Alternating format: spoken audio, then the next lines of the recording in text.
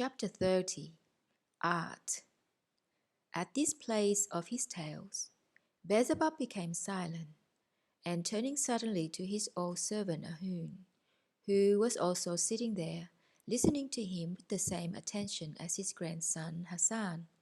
he said, "And you, old man, are you also listening to me with the same interest as our Hassan? Weren't you yourself personally with me everywhere on that planet Earth? And didn't you see with your own eyes and sense for yourself everything about what I am relating to Hassan? Instead of just sitting there open-mouthed at my tales, you also tell our favorite something. There is no getting out of it. We have got to tell him all we can about those strange three-brained beings, seeing that they have so intensely interested him. Surely, you must have been interested in one aspect or another of these queer ducks. Well, tell us something just about that aspect." When Beelzebub had finished speaking, Ahun, having thought a while, replied, "After your subtly psychological tales about all these unintelligibles, how can I intrude with my tales?" And then, with an unusual seriousness, and preserving the style and even entire expressions of Beelzebub himself, he continued, "It is, of course, how shall I put it? My essence even was often thrown out of balance by those strange three-brained beings, who with their virtuoso caperings nearly always used to supply an impetus for evoking the being impulse of amazement in one or in another of my spiritualized parts." And then addressing Hassan, he said, "All right, dear Hassan, I will not, like his right reverence, relate to you in detail about any particular oddity of the psyche of those three-brained beings of our great universe who have taken your fancy. No, I will only remind his right reverence of one factor, the cause of which arose during our fifth stay on the surface of that planet, and which, when we were there for the sixth and last time, had become the chief cause why,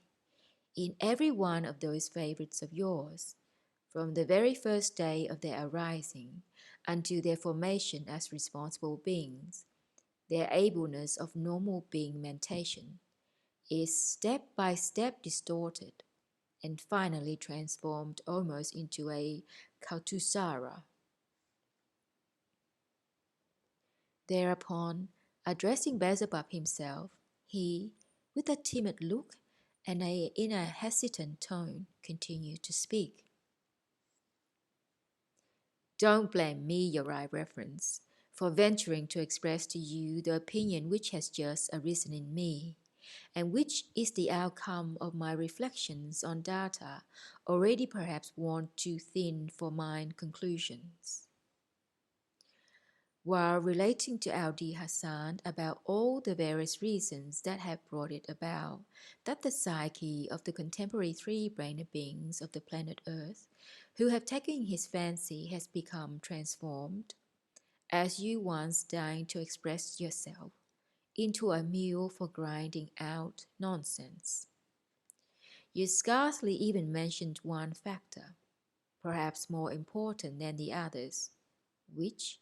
during recent centuries, has served as the basis for it.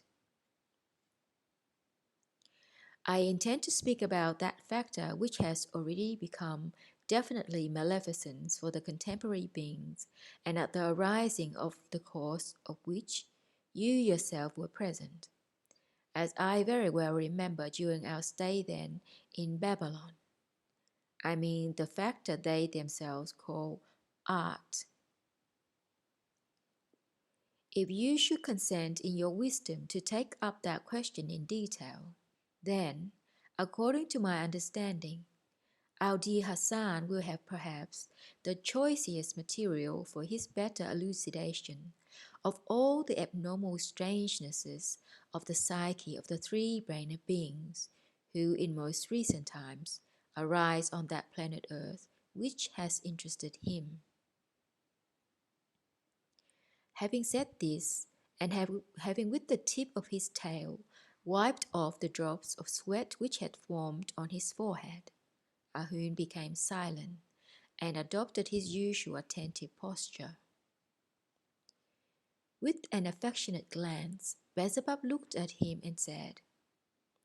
"Thank you, old man, for reminding me of this. It is true that I have scarcely even mentioned that indeed harmful factor, created also by them themselves, for the final atrophy even of those data for the being mentation which by chance have still survived. All the same, old man, though it's true that I have not so far once referred to it, that does not mean that I have not considered it at all. Having still a good deal of time before us during the period of our travelling, I should in all probability, in the course of my subsequent tales to our common favourite Hassan, have remembered in its time about that of which you have reminded me. However, perhaps it would be very opportune to speak just now about this contemporary terrestrial art because, as you said, during our 5th stay there in person,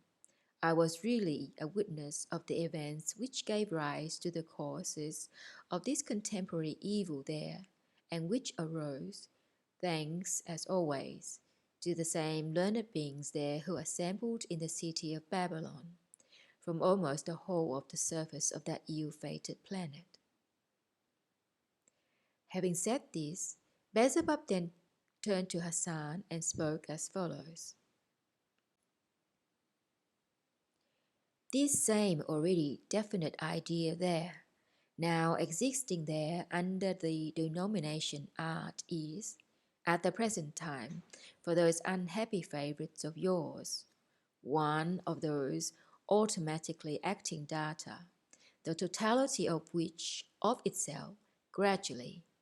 and though almost imperceptibly yet very surely, converts them, that is, beings having in their presences every possibility for becoming particles of a part of divinity, merely into what is called living flesh. For an all-round enlightenment of the question about the famous contemporary terrestrial art, and for your clear understanding of how it all came about, you must first know about 2 facts that occurred in that same city, Babylon, during our 5th flight in person onto the surface of that planet of yours. The first is how and why I then came to be a witness of the events which were the basis of the reasons for the existence among the contemporary three-brained beings of the planet Earth of that now definitely maleficent notion called art. And the second is which were the antecedent events that in their turn served as the origin of the arising of these reasons. Concerning the first, I must say that during our stay then in the city of Babylon, after the events I have already related, which occurred among always the same learned terrestrial three-brained beings assembled there from almost the whole planet, that is to say, after they had split into several independent groups and were, as I have already told you, already absorbed in a question of what is called politics. And as I intended at that time to leave Babylon and to continue my observations among the beings of the then already powerful community called Hellas, I decided without delay to learn their speech. From then on, I choose to visit those places in the city of Babylon and meet those beings there, which would be of most use in my practical study of their speech. Once, when I was walking in a certain street of the city of Babylon, not far from our house, I saw on a large building, which I had already many times passed, what is called an Ooissapagaoomnian, or as it is now called on the earth, a signboard, which had been just put up and which announced that a club for foreign learned beings, the Adherents-of-Legominism, had been newly opened in that building. Over the door hung a notice to the effect that the enrollment of members of the club was still going on, and that all reports and scientific discussions would be conducted only in the local and Hellenic languages. This interested me very much, and I thought at once whether it would not be possible for me to make use of this newly opened club for my practice in the Hellenic speech. I then inquired of certain beings who were going in or coming out of that building about the details concerning the club, and when, thanks to the explanation of one learned being with whom, as I chanced to find out, I was already acquainted, I had made it all more or less clear to myself, I then and there decided to become also a member of that club. Without thinking long about it, I entered the building and passing myself off as a foreign learned being, I requested, as an adherent of Legominism, to be enrolled as a member of the club. I managed to do this very easily, owing to that old acquaintance whom I had met by chance and who, like the others, took me for a learned being like himself. Well then, my boy, having thus become what is called a full member of that club, I used afterwards to go there regularly and to talk there chiefly with those learned members who were familiar with the Hellenic speech which I needed. As regards the second fact, this proceeded from the following Babylonian events. It must be remarked that among the learned beings of the planet Earth who were then in Babylon, and who were gathered there partly by coercion from almost the whole of the planet by the mentioned Persian king, and partly voluntarily on account of the already mentioned famous question of the soul, there were several among the beings brought there by coercion who were not, like the majority, learned beings of new formation, but who, with a sincerity proceeding from their separate spiritualized parts, strove for high knowledge only with the aim of self-perfection. Owing to their genuine and sincere striving to the corresponding manner of their existence and to their being acts, these several terrestrial beings had already, even before their arrival in Babylon, being considered initiates of the first degree by those terrestrial three-brained beings worthy to become what are called all the rights-possessing initiates according to the renewed rules of the most saintly Aksharpanzier. And thus, my boy, when I began going to the said club, it became quite clear to me, both from the conversations with them and from other data, that these several terrestrial learned beings who sincerely strove to perfect their reason had from the beginning kept to themselves in the city of Babylon, and never mixed in any of those affairs with which the general mass of these Babylonian learned beings there of that time very soon became involved. These several learned beings kept themselves apart there, not only in the beginning, when all the other learned beings who were then in the city of Babylon first opened a central place for their meetings in the very heart of the city, and when, for their better mutual support both materially and morally, they founded there a central club for all the learned beings of the earth. But also later on, when the whole body of learned beings were divided into 3 separate sections, and each section had its independent club in one or another part of the city of Babylon, they identify themselves with none of the said 3 sections. They existed in the suburbs of the city of Babylon, and scarcely met any of the learned beings from the general mass. And it was only several days before my admittance among them as a member of this club that they, for the first time, united for the purpose of organizing the club of the Adherents-of-Legominism. These learned beings about whom I am speaking had all without exception been taken to the city of Babylon by coercion, and they were for the most part those learned beings who had been taken there by the Persian king from Egypt. As I later learned, this uniting of theirs had been brought about by 2 learned beings who were initiates of the first degree. One of these 2 initiated learned beings of the earth, who had his arising among, as they are called, the Moors, was named Kanil-El-Norkel. The other learned initiate being was named Pythagoras,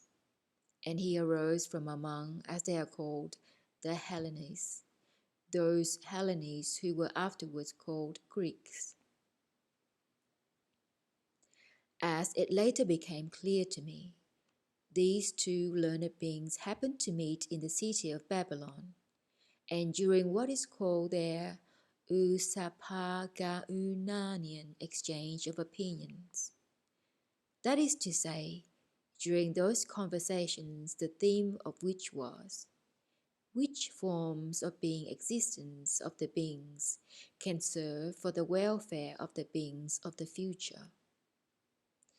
They clearly constated that, in the course of the change of generations of beings on the earth, a very undesirable and distressing phenomenon occurs, namely, that during the processes of reciprocal destruction, that is during what are called wars and popular risings, a great number of initiated beings of all degrees are for some reason or other invariably destroyed, and, together with them, there are also destroyed forever very many Legominism, through which alone various information about former real events on the earth is transmitted, and continues to be transmitted from generation to generation. When the 2 mentioned sincere and honest learned beings of the earth constated what they then called such a distressing phenomenon, they deliberated a long time about it, with the result that they decided to take advantage of the exceptional circumstance that so many learned beings were together in one city, to confer collectively for the purpose of finding some means for averting at least this distressing phenomenon, which proceeded on the earth owing to the abnormal conditions of the life of man. And it was just for this purpose that they organized that said club and called it the Club of Adherents-of-Legominism. So many like-thinking beings at once responded to their appeal, that 2 days after my own admission as a member of this club, the enrollment of new members already ceased. And on the day when new members ceased to be admitted, the number of those enrolled amount to 139 learned beings. And it was with this number of members that the club existed until the said Persian king abandoned his former caprice connected with those terrestrial learned beings.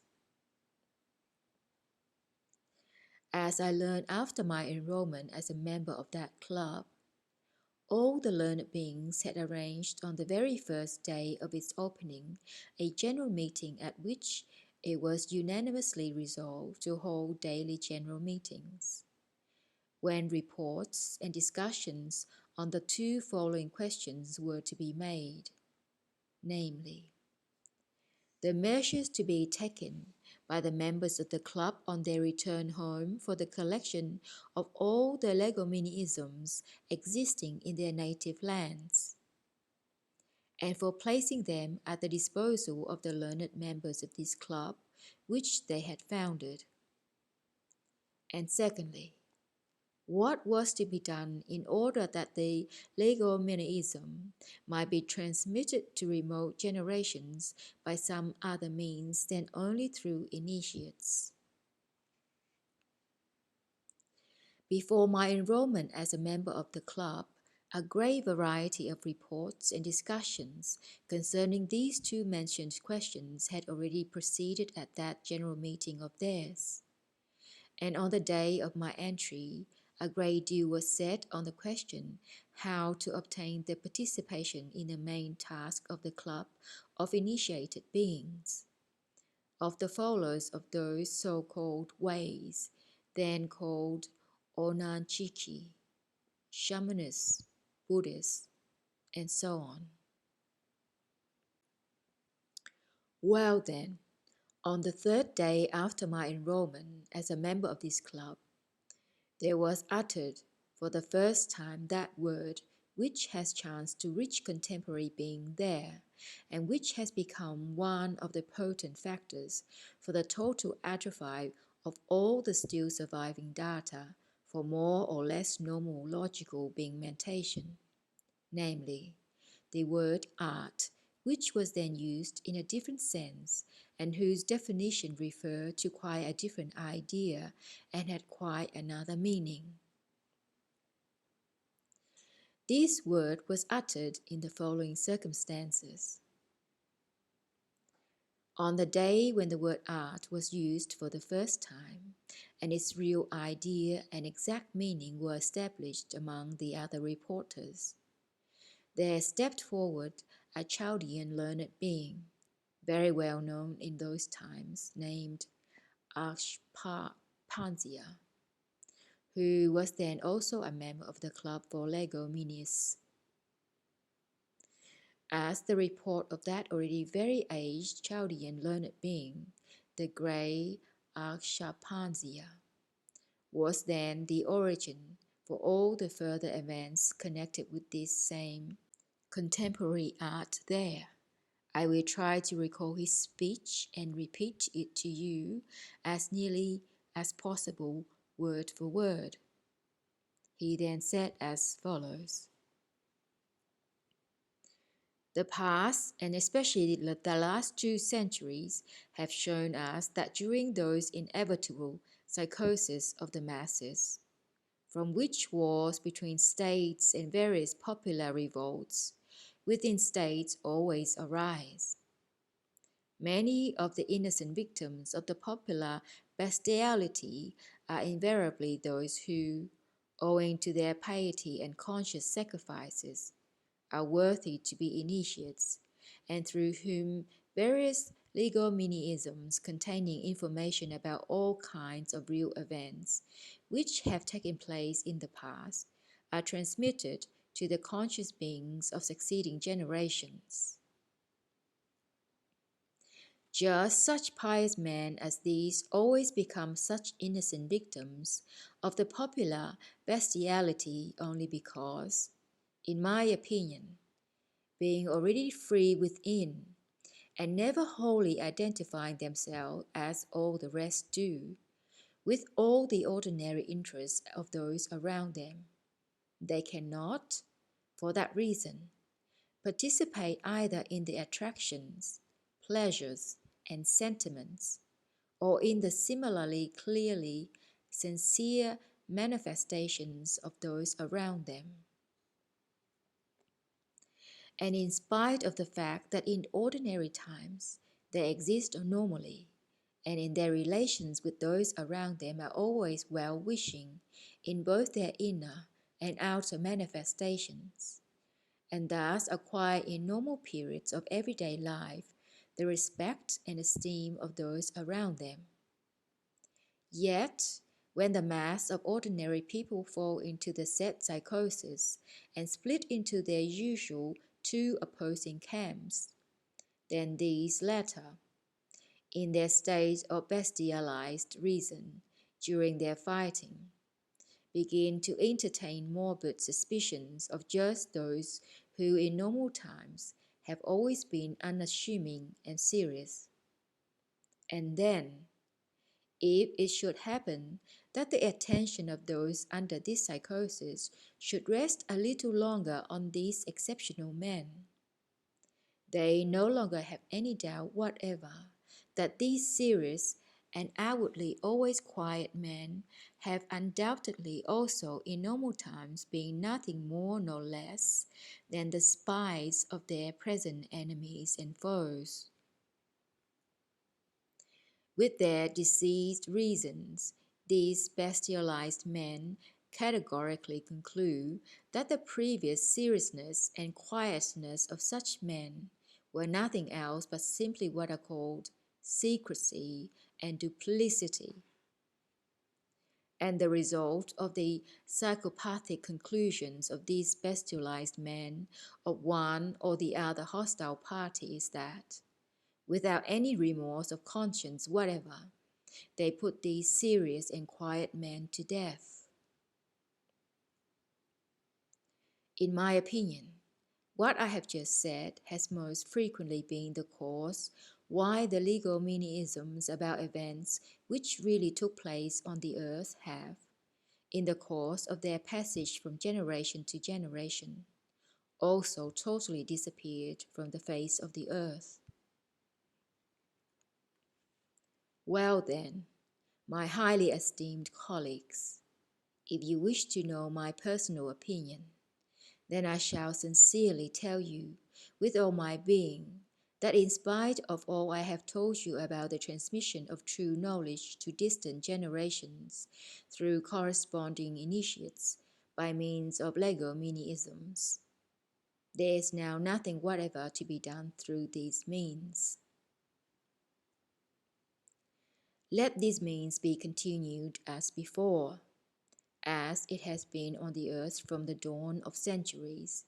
and as this form of transmission by initiates through their ableness to be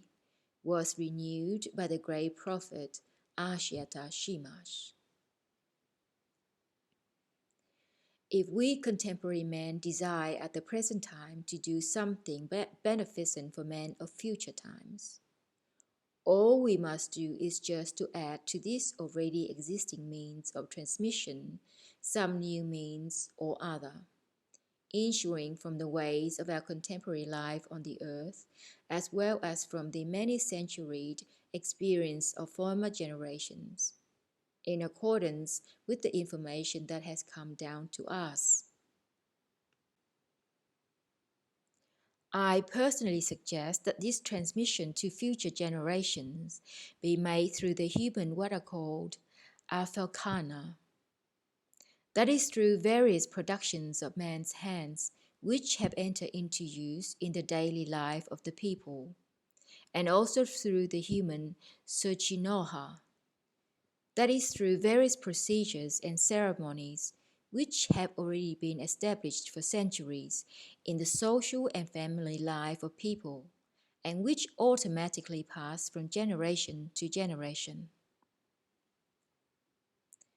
Either these human Afalkalna themselves, and in particular those which are made of lasting materials,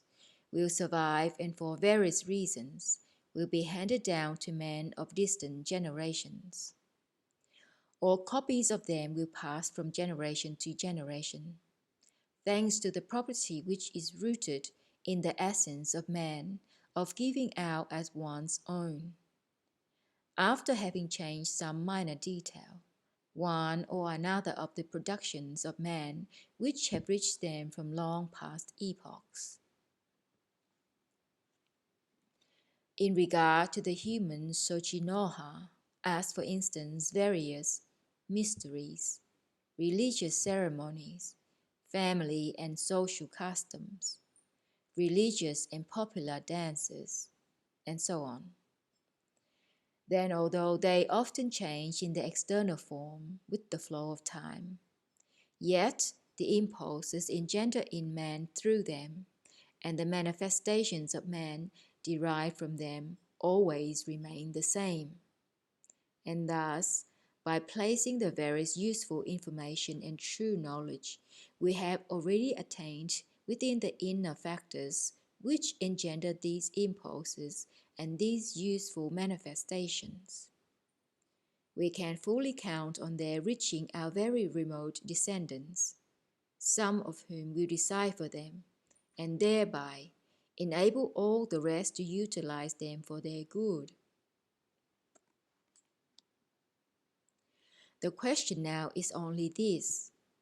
by what means can such a transmission through the various human Afalkalna and Soldjinoha, as I have described, be actualized?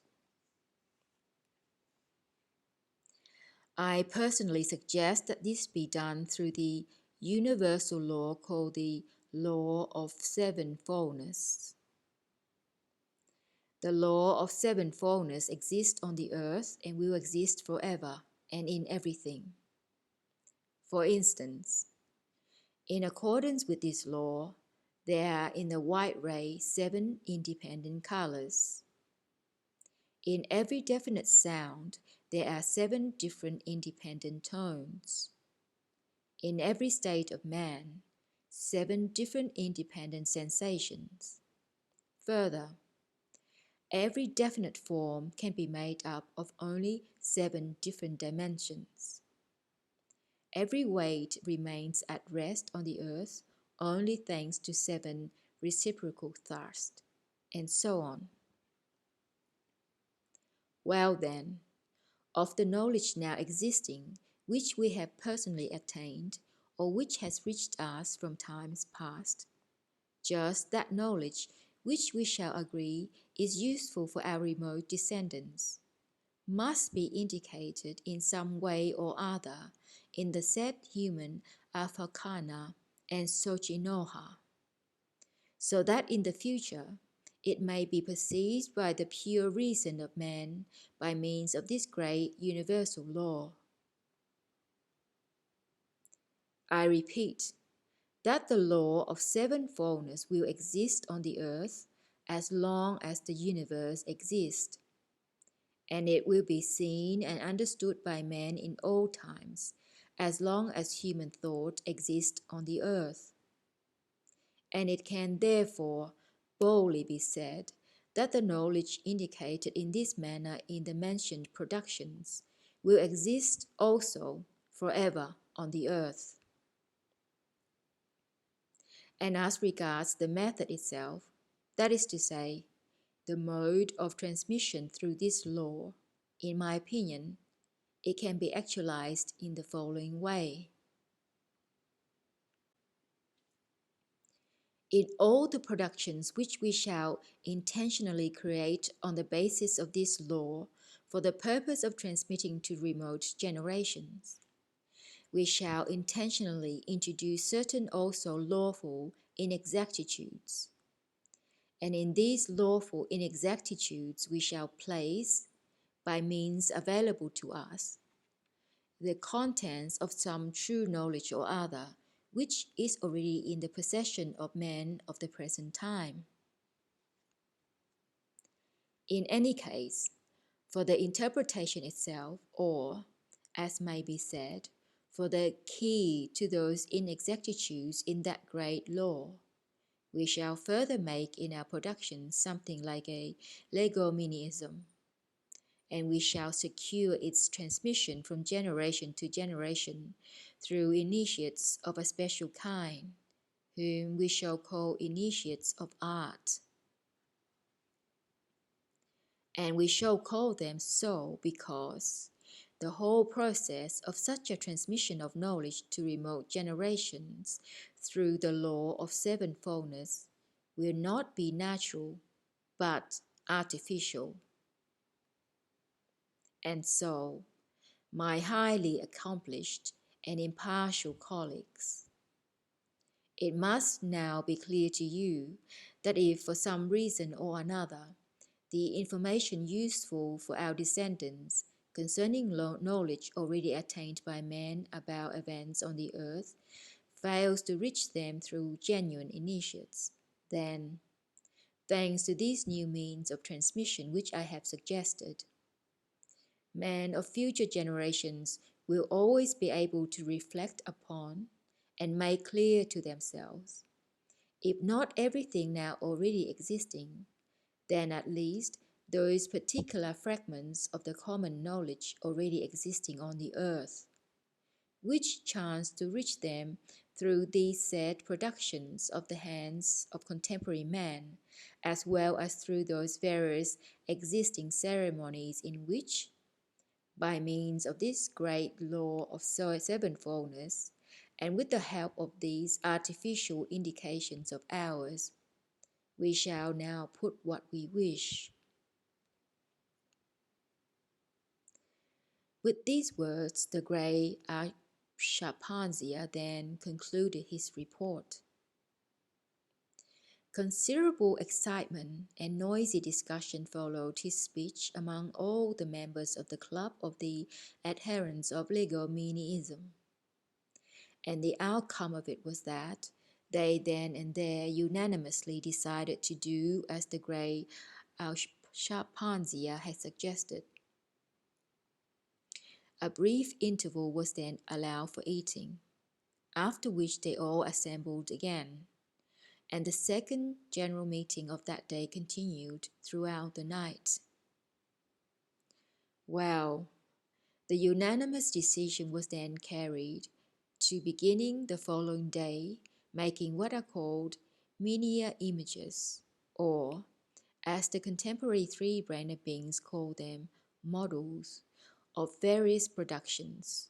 to try to work out the possible and most suitable means of indication on the principles laid down by the great Aksharpanzier, and thereafter to bring these miniature images or models of theirs to the club for exhibition and exposition to the other members. Within the following 2 days, many of them already began bringing the miniature images they had made and showing them with the appropriate explanations. And they also began demonstrating every variety of those acts which beings of that planet had before occasionally performed in the process of their ordinary existence, and which they still manifest up till now. Among the number of the models they brought and the various being manifestation they demonstrated were combinations of different colors, forms of various constructions and buildings, the playing on various musical instruments, the singing of every kind of melody, and also the exact representation of various experiencings foreign to them, and so on and so forth. Shortly after, for the sake of convenience, the members of the club divided themselves into a number of groups, and each seventh part, which they called a day, of that definite period of time which they called a week, they devoted to the demonstration and exposition of their productions in one particular branch of knowledge. Here it is interesting to notice that this definite period of the flow of time, namely a week, has always been divided on your planet into 7 days, and this division was even made by the beings of the continent Atlantis,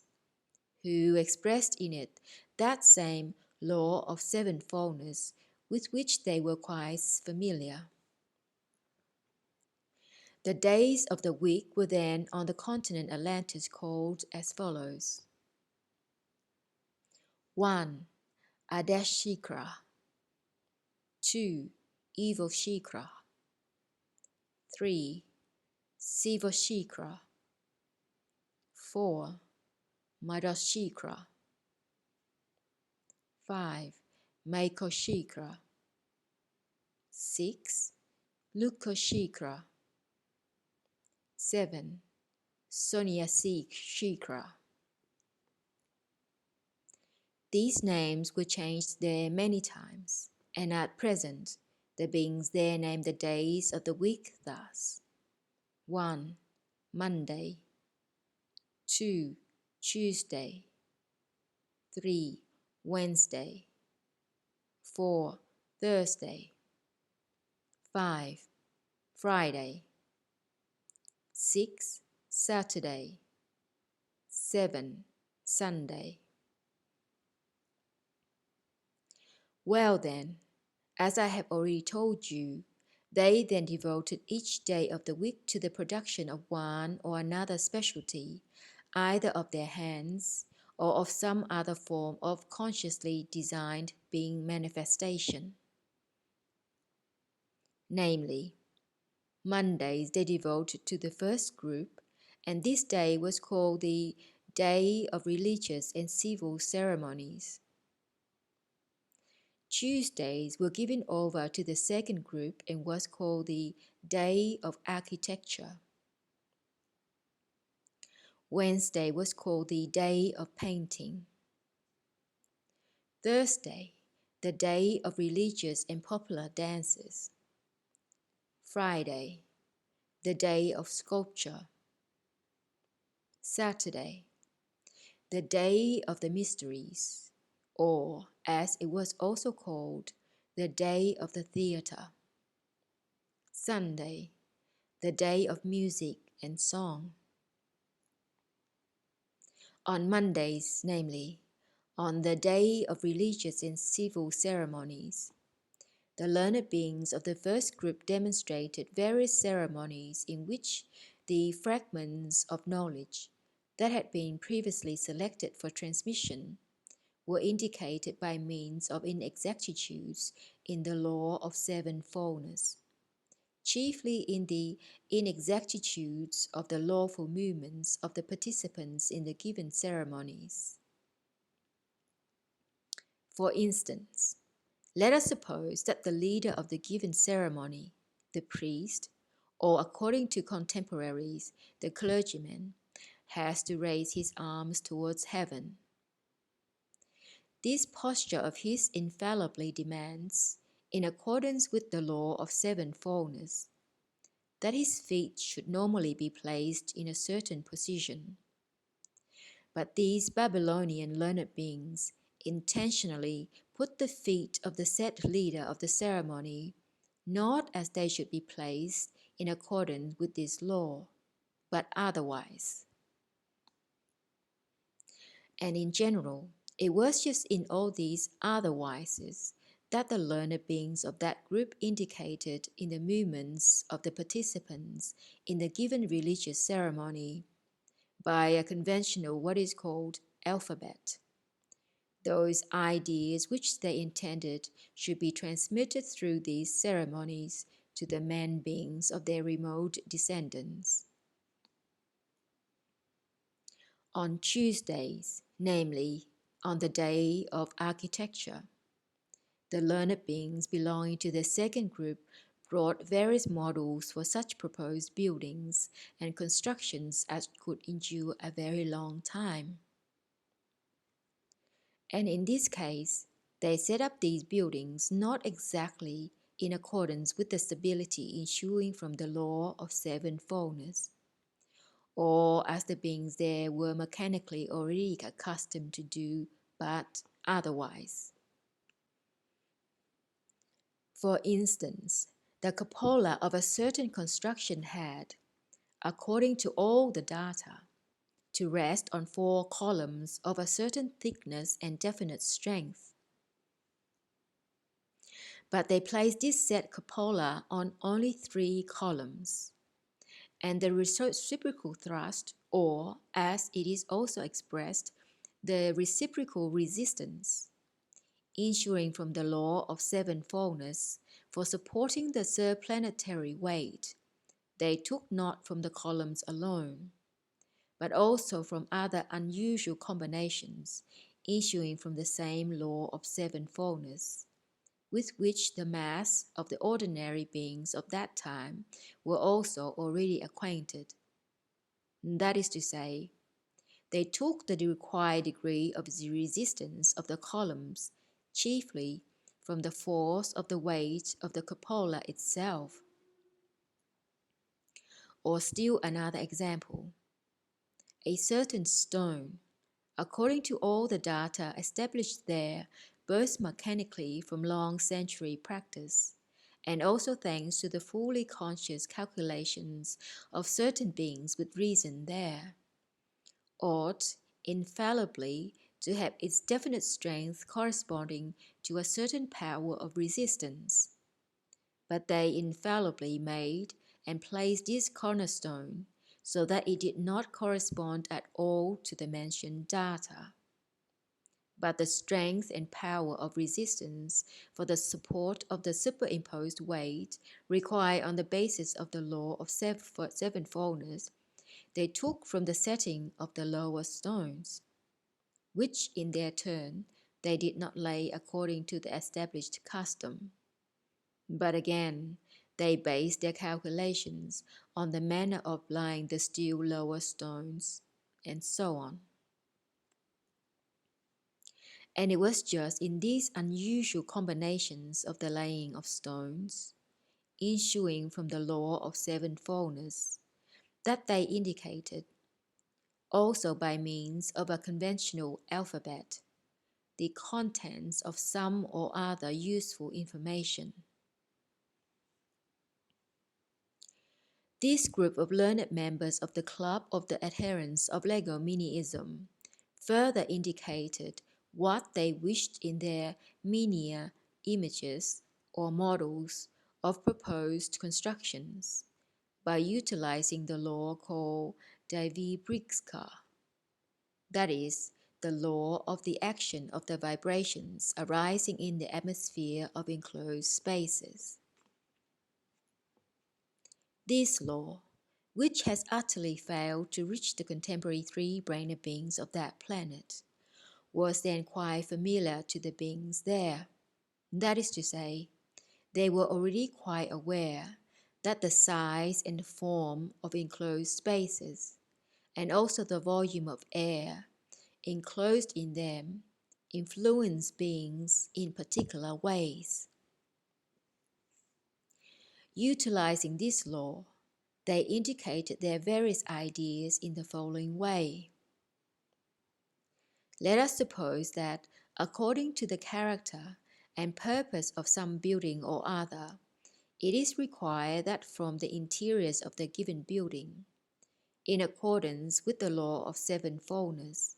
and with the mechanical practice of centuries, definite sensation must be evoked in a certain lawful sequence. Then, utilizing the law of Daivibrizkar, they combined the interiors of this proposed building in such a way that the required sensations were evoked in the beings who enter them, not in the anticipated familiar lawful sequence, but in some other order. And it was just in these deviations from the lawful sequence of sensations that they placed whatever they wished in a certain way. Wednesdays, the day of painting, were devoted to the combining of different colors. On those days, the learned beings of the given group brought for demonstration every kind of object necessary for domestic use, made of such colored materials as could last a very long time. Namely, they brought carpets, fabrics, chicrunaries, that is, drawings made in various colors on specially tanned leather, capable of lasting many centuries, and things of similar kind. By means of variegated colors of threads, various representations of the nature of their planet, and various forms of beings also breeding there, were drawn or embroidered on these productions. Before continue to speak about in which way those terrestrial learned beings then indicated various fragments of knowledge in their combinations of various colors, one fact concerning what I'm just relating must be noticed. A fact definitely distressing for those favorites of yours, and which was also obtained in their presences on account of the same abnormal forms of their daily existence, established by them themselves. First, I wish to explain to you also about the gradual change for the worse in the quality of the formation in them of those organs of perception, which should be formed in the presence of every kind of being, and about the organ which in this case particularly interests us, the organ for the perception and distinguishing of what is called the blending of gravity center vibrations, which reach their planet from the spaces of the universe. I'm speaking about what is called the common integral vibration of all sources of actualizing, namely, about that which the learned being Aksharpanzier, of whom I spoke, called the white ray, and about the perceptions of impressions from separate blending of gravity center vibrations, which are distinguished by beings as separate what are called tonalities of color. You must know that at the very beginning of the arising and existence of the three-brained beings of the planet Earth, before the period when the organ Kunda Buffer was interjected into them, and later when this organ was totally removed from their presences, and even after the second Insapalnian catastrophe there, almost up to the time of our third flight in person to the surface of that planet, the said organ was actualized in them with what is called a sensibility of perception, similar to that which is actualized in the common presences of all ordinary three-brained beings of the whole of our great universe. Formerly, at the periods mentioned, in all the three-brained beings arising on this planet, this organ was formed with the sensibility of perceiving the mentioned blendings of separate gravity center vibrations of the white ray, and of distinguishing 1/3 of the quantity of the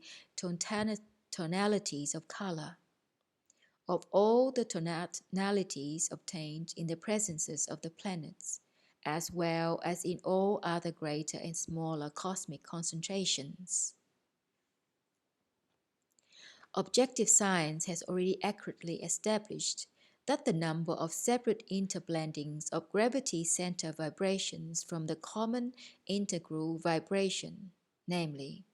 the tonalities of color, is exactly equal to 1 hutapanas. That is to say, according to the calculations of the terrestrial three-brained beings,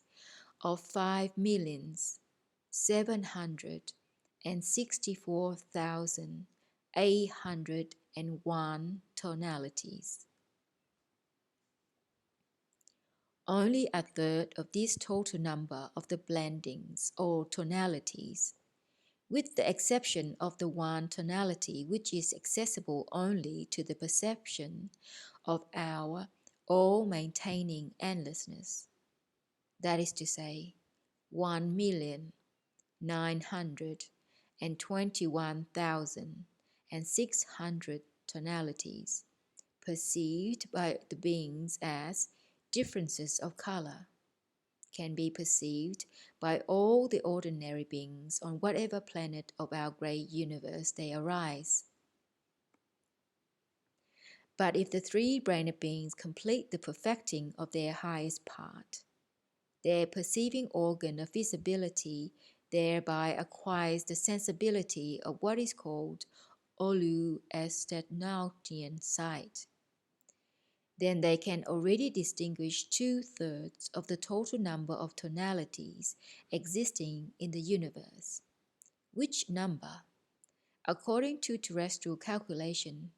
amounts to 3,843,200 differences of tonality of color.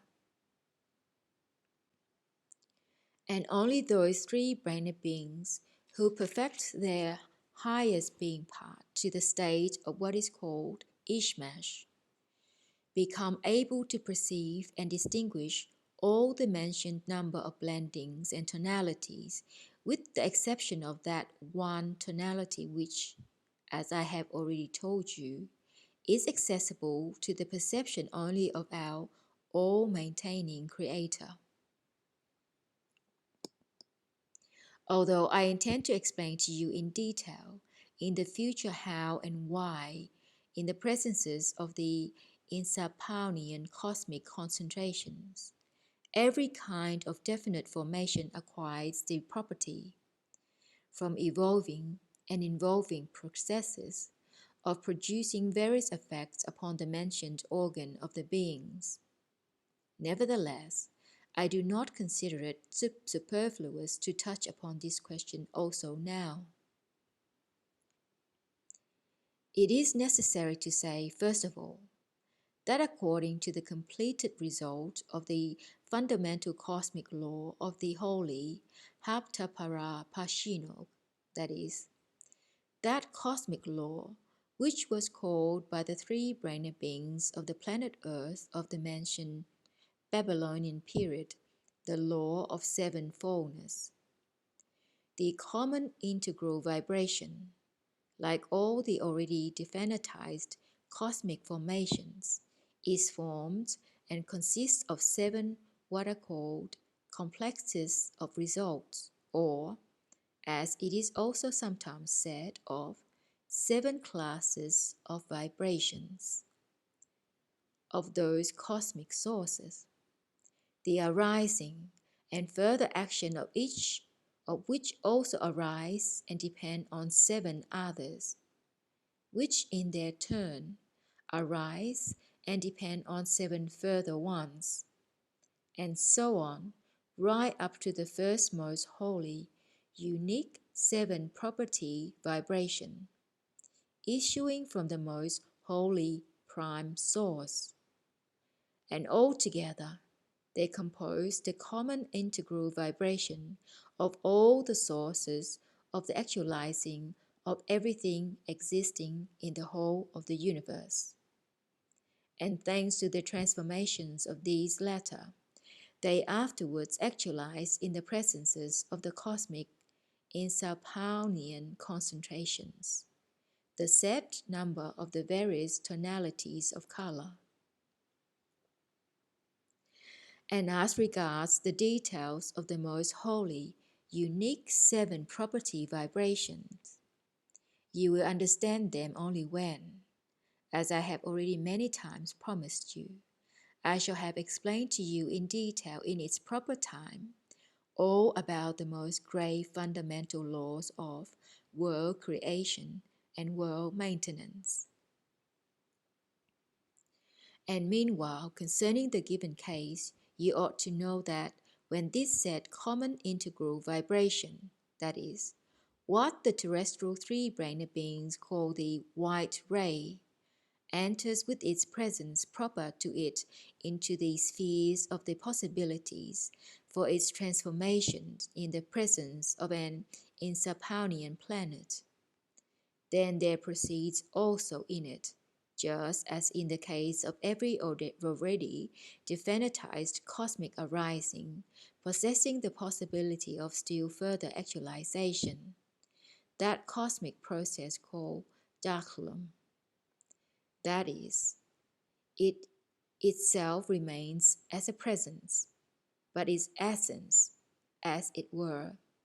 disintegrates and produces processes for evolution and involution by the separate gravity center vibrations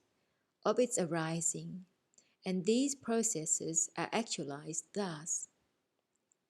One of the gravity center vibrations is derived from the others and is transformed into a third, and so on. During such transformations, this said common integral vibration, that is the right white ray, acts with its gravity center vibrations upon other ordinary processes proceeding nearby in intraplanetary and subplanetary arisings and decompositions, and, owing to kindred vibrations, its gravity center vibrations dependently upon and in accordance with the surrounding conditions blend and become a part of the whole common presence of these definite intraplanetary or subplanetary formations in which the said processes proceed. Well then, my boy, during the periods of my descent in person to the planet Earth, I, at first without any conscious intention on the part of my reason, and later, already quite intentionally, noticed and finally definitely constated the progressive deterioration in all of them of this being organ also, deteriorating century by century, the sensibility of perception of that organ also, namely, the organ by means of which there chiefly proceeds for the presences of the three-brained beings what is called the automatic satiation of externals, which is the basis for the possibility of natural self-perfecting, had reached such a point that at the time of our fifth stay there during the period called by the contemporary beings there the period of the greyness of Babylon, that organ of theirs could perceive and distinguish the blending of the gravity center vibrations of the white ray at most up to the third degree only of what are called its sevenfold strata. That is up to only 343 different tonalities of color. Here it is interesting to note that quite a number of the three-brained beings of the Babylonian epoch themselves already suspected the gradual deterioration of the sensibility of that organ of theirs, and certain of them even founded a new society in Babylon that started a peculiar movement among the painters of that time. This peculiar movement of the painters of that time had the following program: to find out and elucidate the truth only through the tonalities existing between white and black. And they executed all their productions exclusively utilizing only the tonalities issuing from black up to white. When I got to know of that particular movement of painting there in Babylon, its followers were already using for their productions about 1,500 very definite shades of what is called the color grey. This new movement in painting there, among the beings who were also striving to learn the truth, at least in something, made what is called a great stir, and it was even the basis for the arising of another still more peculiar movement, this time among what are called the Babylonian newshomes, among just those beings of that time who study and produced what are called new combinations of concentrations of vibrations, which act in a definite way on the sense of smell of the beings and which produce definite effects in their general psyche. That is to say, among those beings there who made it their aim to find the truth by means of smells, certain beings who were then enthused by this founded, in imitation of the followers of the said branch of painters, a similar society, and the motto of their new movement was, to search the truth in the shades of smells obtained between the moment of the action of cold at freezing and the moment of the action at warm decomposition. Like the painters, they also then found between these said two definite smells about 700 very definite shades, which they employed in their elucidating experiments. I do not know to what these two peculiar movements then in Babylon would have led, and where they would have ceased, if a newly appointed chief of the city, during the time when we were there, had not begun prosecuting the followers of that second new movement, because with their already sufficiently keen sense of smell,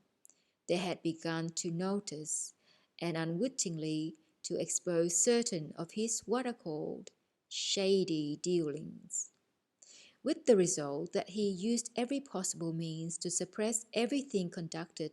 not only with that second new movement, but with the first as well. As regards that organ of theirs about which we began to speak, namely, the organ for the perception of the visibility of other cosmic arisings which were beyond them, the deterioration of its sensibility, continuing also after the Babylonian period, reached the point that during our last stay on the surface of this planet, your favorites already had the possibility of perceiving and distinguishing, instead of the 1,921,600 tonalities of color, which they ought to have perceived and distinguished, only the results of the penultimate what is called sevenfold crystallization of the white ray, that is, 49 tonalities. And even then only some of your favorites had that capacity, while the rest, perhaps the majority, were deprived of even this possibility. But what is most interesting in respect of this progressive deterioration of that most important part of their common presence is the sorry farce that results, namely, that those contemporary three-brained beings there, who can still manage to distinguish the mentioned miserable fraction of the total number of tonalities, namely, merely 49, look down with superior self-conceit and with an admixture of the impulse of pride upon those other beings who have lost the capacity to distinguish even this miserable number, as upon beings with abnormal deficiency in that said organ of theirs, and they call them diseased, afflicted by what is called daltonism. The last 7 blendings of the gravity center vibrations of the white ray which, just as now among the contemporary beings there, they then had in Babylon have the following names. 1. Red. 2. Orange. 3. Yellow. 4. Green. 5. Blue. 6. Indigo. 7. Violet. Now, here in just which way the learned beings then in Babylon, belonging to the group of painters, indicated various useful information and fragments of the knowledge they had attained, in the lawful inexactitudes of the great cosmic law then called the Law of Seven Fullness, by means of the combinations of the mentioned 7 independent definite colors and other secondary tonalities ensuing from them, in accordance with that definite property of the common integral vibration, that is, of the white ray, during the process of its transformations about which I have just spoken, and which was already then familiar to the Babylonian learned painters. One of its gravity center vibrations, or one of the separate colors of the white ray, always issues from another and is transformed into a third. As for example, the orange color is obtained from the red, and further itself passes in its turn into yellow, and so on and so forth. So, whenever the Babylonian learned painters wove or embroidered with colored threads or colored their productions, they inserted the distinctions of the tonalities of the colors in the cross lines, as well as in the horizontal lines, and even in the intersecting lines of color, not in the lawful sequence in which this process really proceeds, in accordance with the law of seven fullness, but otherwise. And in these also lawful otherwises, they place the contents of some or other information or knowledge. On Thursdays, namely, the days which the learned beings of this group assigned for sacred and popular dances, they were demonstrated with the necessary explanations every possible form of religious and popular dances, either those already existing which they only modified, or quite new ones which they created. And in order that you should have a better idea and well understand in which way they indicated what they wished to in these dances, you must know that the learned beings of this time had already long been aware that every posture and movement of every being in general, in accordance with the same law of seven fullness, always consists of seven what are called mutually balanced tensions, arising in seven independent parts of their whole, and that each of these seven parts in their turn consists of seven different what are called lines of movement, and each line has seven what are called points of dynamic concentration. And all these that I have just described, being repeated in the same way and in the same sequence, but always on a diminishing scale, is actualized in the minutest size of the total bodies called atoms. And so, during their dances, in the movements lawful in their accordance with each other, these learned dancers inserted intentional inexactitudes, also lawful, and in a certain way indicated in them the information and knowledge which they wished to transmit. On Fridays, days devoted to sculpture, the learned beings belonging to this group brought and demonstrated what were then called miniature images or models, and which were made from the material there called clay. Those miniature images or models which they brought for exhibition and familiarization represented, as a rule, individual beings or various groups of beings either similar to them or of other beings of all kinds of exterior form breeding on their planet. Among these productions were also various what are called allegorical beings, which were represented with the head of one form of a being there, with the body of another, and with the limbs of a third, and so on. The learned beings belonging to this group indicated all that was requisite in the lawful inexactitudes allowed by them in connection with what was then called the law of dimensions. You must know that to all the three-brained beings of the earth, and also of course to the sculptors of that period, it was already known that, in accordance always with the same great law of seven fullness, The dimensions of any definite part of any whole being issue from the 7 dimensions of other of his secondary parts, which in their turn issue from 7 tertiary parts, and so on and so forth. According to this, each large or small part of the whole totality of the planetary body of a being has exactly proportionately increasing or diminishing dimensions in relation to his other parts. For a clear understanding of what I have just said,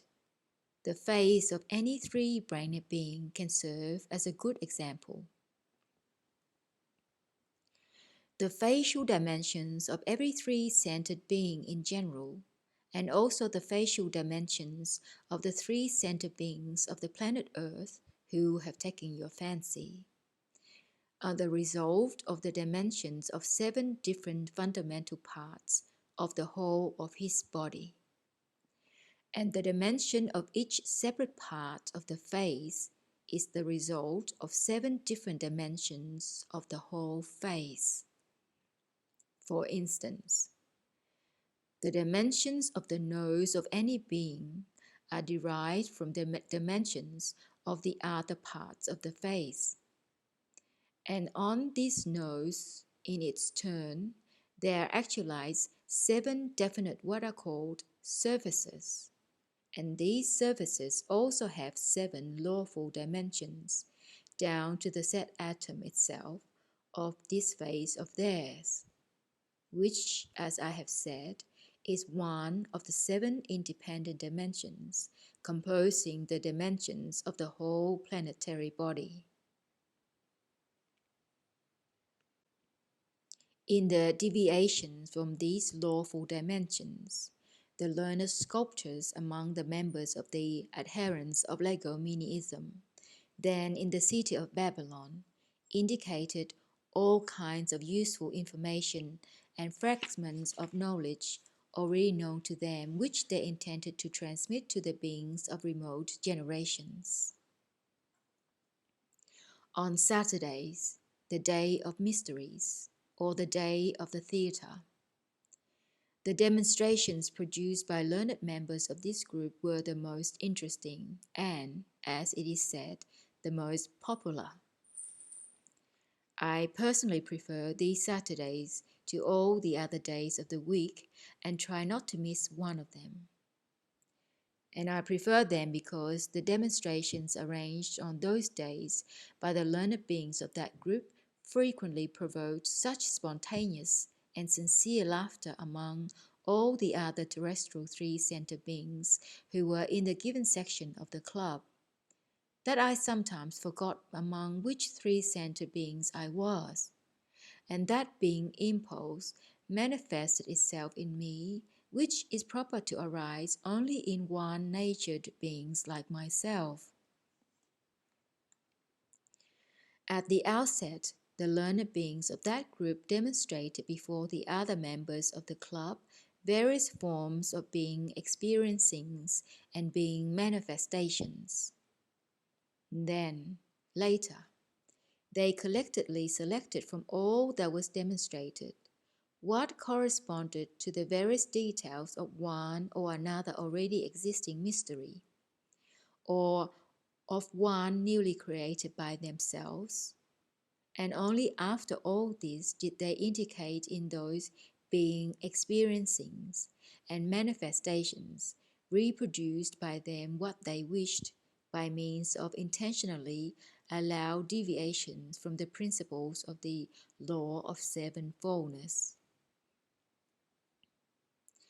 Here it is necessary to notice that, although in former epochs mysteries occasionally contained many instructive notions, chanced to reach some of their generations mechanically,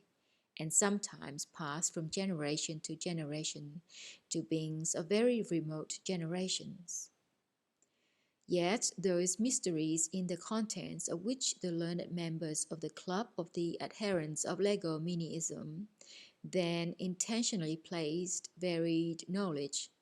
calculating that it would reach beings of very remote generations,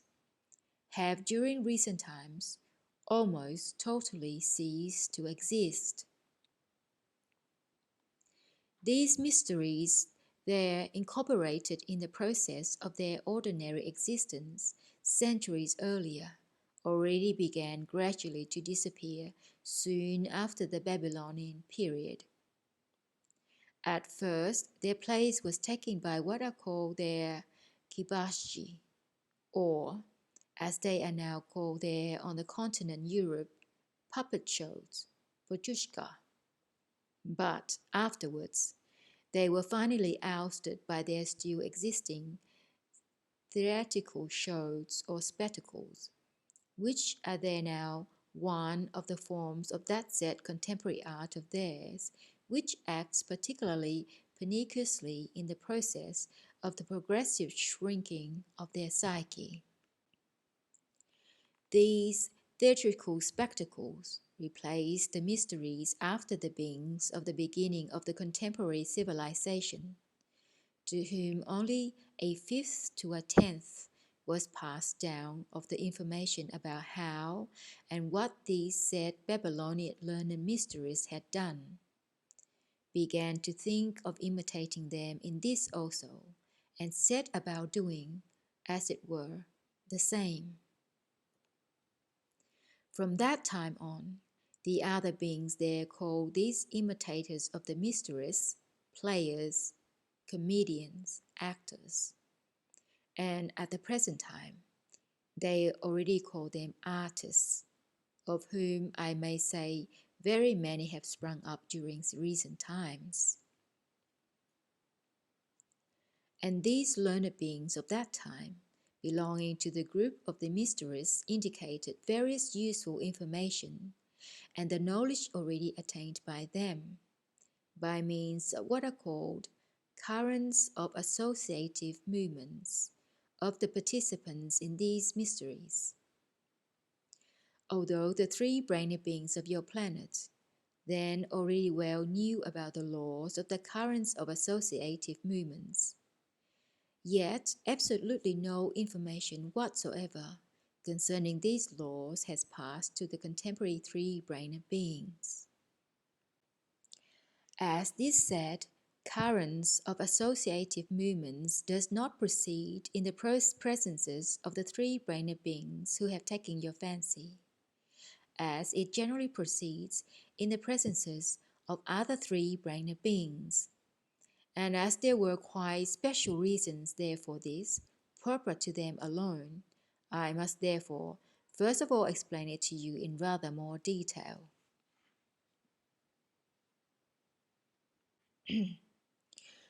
The process is the same as that which also proceeds in us, but it proceeds in us when we are intentionally resting to allow the whole functioning of our common presence freely to transform, without hindrance by our will,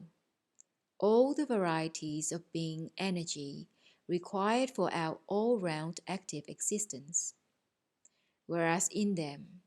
these said various being energies can now arise only during their inactivity, that is, during what they call their sleep, and then, of course, only after a fashion. Owing to the fact that they, like every other three-brained being of the whole of our great universe, have three separate independent spiritualized parts, each of which has, as a central place for the concentration of all its functioning, a localization of its own which they themselves call a brain. All the impressions in their common presences, whether coming from without or arising from within, are also perceived independently by each of these brains of theirs, in accordance with the nature of these impressions, and afterwards, as it is also proper to proceed in the presences of every kind of being without distinction of brain system. These impressions, together with previous impressions, compose the total, and thanks to occasional shocks, evoke in each of these separate brains an independent association. So, my boy, from the time when these favorites of yours completely ceased consciously to actualize in their common presences the being-Partkdolg-duty, thanks only to the results of which what is called the sane comparative mentation, as well as the possibility of conscious active manifestation, can arise in beings from various associations, and from the time when their separate brains, associating now quite independently, begin engendering in one and the same common presence three differently sourced being impulses. They then, thanks to this, gradually, as it were, acquire in themselves three personalities, having nothing in common with each other, in respect of needs and interests. Rather more than half of all the anomalies arising in the general psyche of your favorites, particularly those of recent times, are due in the first place to their having in their entire presence a process of three different kinds of independent association, evoking in them the being impulses of three localizations of different kinds and of different properties. And secondly, because there is a connection between these three separate localizations in them, as there is also in general in the presences of every kind of three-brained being predetermined by great nature for other what are called common presence functionings.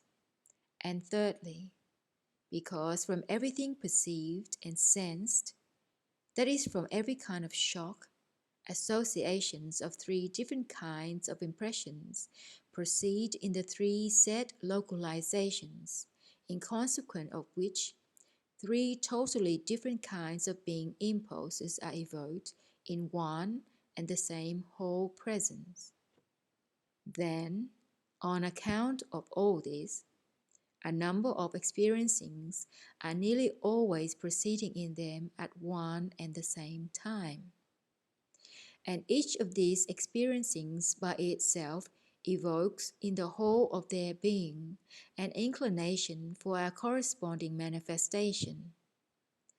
And in accordance with the definite parts of their total presence, a corresponding movement is thus actualized. Just these said differently sourced associative experiencings proceed in their common presences, and issue one from the other, also in accordance with the same law of seven fullness. The learned members of the Club of the Adherents of Legominism, belonging to this group then in Babylon, indicated what they wished in the movements and in the actions of the participants in the mysteries in the following way. For instance, suppose that in order to fulfill his role in the given mystery, according to lawful associations, a participant evoked in one or another of his brains some new impression or other. He was bound to react by some or other definite manifestation or movement, but he would intentionally produce this manifestation or movement not as he ought to have produced it, according to the law of seven fullness, but otherwise. And in these otherwises, they inserted in a certain way whatever they considered necessary for transmission to distant generations. In order, my boy, that you should have a concrete representation of these Saturday demonstrations, at which I was always glad to be present, in order to rest from my intense activities at that time, I will give you an illustrative example of how these learned mysteries demonstrated before the other learned members of the Club of the Adherents of Legominism various being experiencings and manifestations, according to the flow of associations, from among the number of which fragments for future mysteries were selected. For these demonstrations, They constructed in one of the large halls of the club a specially raised place, which they then called the reflector of reality. But beings of subsequent epochs, to whom the information concerning these Babylonian learned mysteries chanced to be transmitted, and who began imitating them, and doing as it were the same, called and still call their construction of a similar kind stages. Well then, two of the participants would always come upon these reflectors of realities or stages first,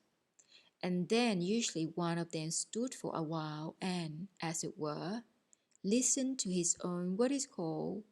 Daivibrizkar state, or, as it is sometimes otherwise said,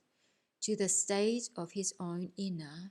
associative general psychic experiencings. Listening in this way, he would make it clear to his reason, for instance, that the sum total of his associating experiencings emerged in the form of an urgent inclination to hit another being in the face, the sight of whom had always served as the cause for the beginning of the association of those series of impressions present in him, which had always evoked in his general psyche disagreeable experiencings, offensive to his own self-consciousness. Let us suppose that these disagreeable experiencings always proceeded in him when he saw someone who was then called Nirioonossian, which professional their contemporary beings now call a policeman. Having then made this Daivibrizkar psychic state an inclination of his clear to his reason, but at the same time, being on the one hand well aware that in the existing conditions of external social existence, it was impossible for him to gratify his inclination to the full, and, on the other hand, being already perfected by reason, and being well aware of his dependence on the automatic functioning of the other parts of his common presence, he clearly understands that on the gratification of this inclination of his depends the fulfillment of some imminent and important being duty of his, of great importance to those around him. And having thought over everything in this way, he decides to gratify this urgent inclination of his as best he can, by at least doing a moral injury to that Nirioonossian, by evoking in him associations that would lead to unpleasant experiencings.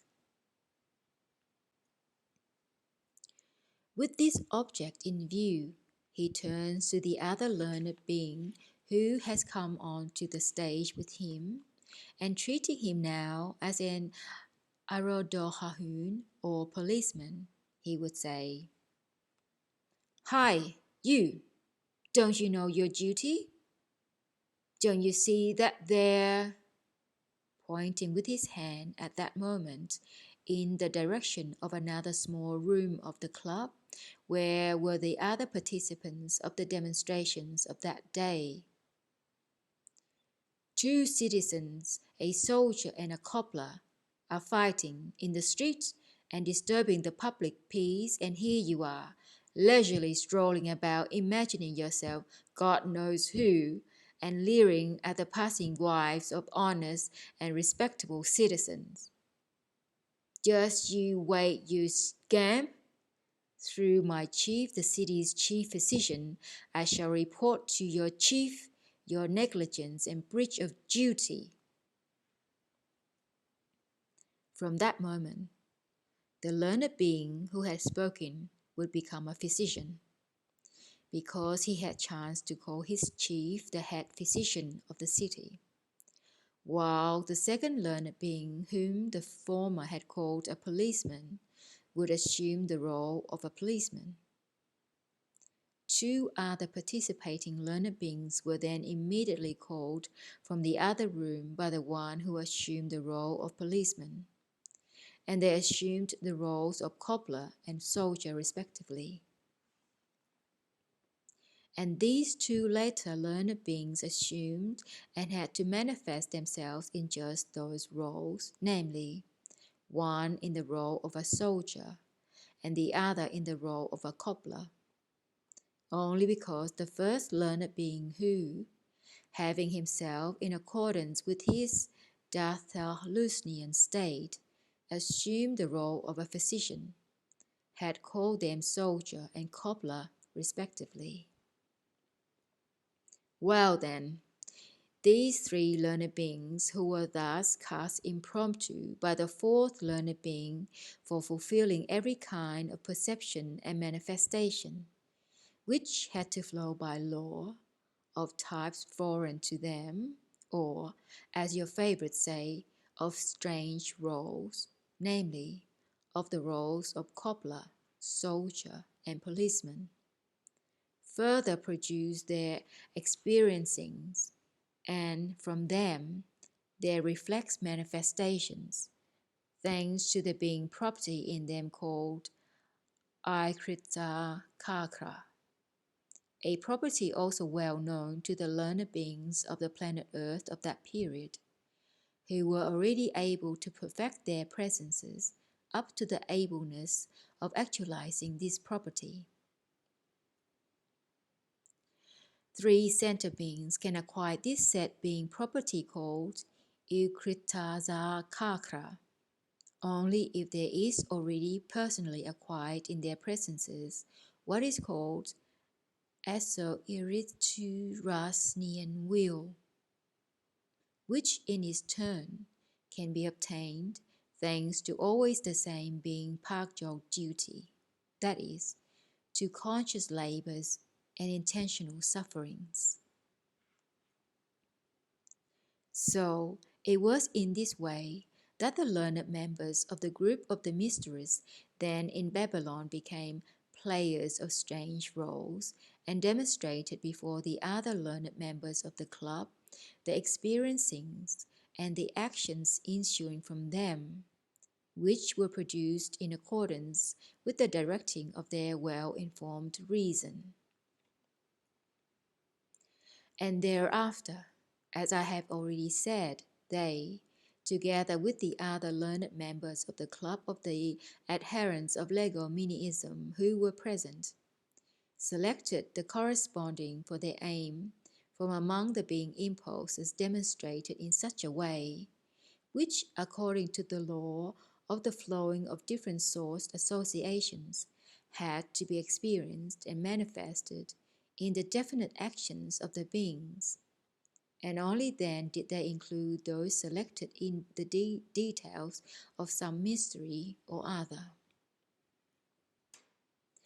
Here it is very important to emphasize that then, in Babylon,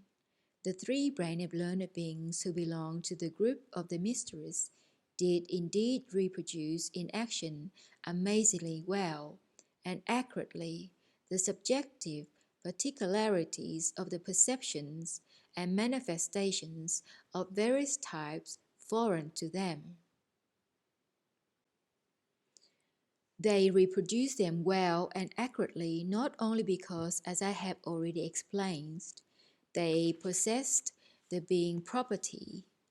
Ooissapagaoomnian, but also because the learned beings of the planet Earth of that time were very well aware of what is called the Law of Typicality, and that the three-brained beings of their planet are ultimately formed into 27 different definite types, and also in which cases what had to be perceived and how it had to be perceived and how they had to manifest themselves. Concerning the set being property I have just called Ooissapagaoomnian, I must admit further that just this property alone gives beings the possibility of restraining themselves within the limits of all these impulses and promptings, which are evoked at any given moment in their common presences by the associations flowing in that brain in which they themselves have consciously given the start for the associations of one or another series of impressions already present in them. And it is only thanks to this property that beings have the possibility of perceiving every kind of detail of the psyche of the type they have already previously well studied,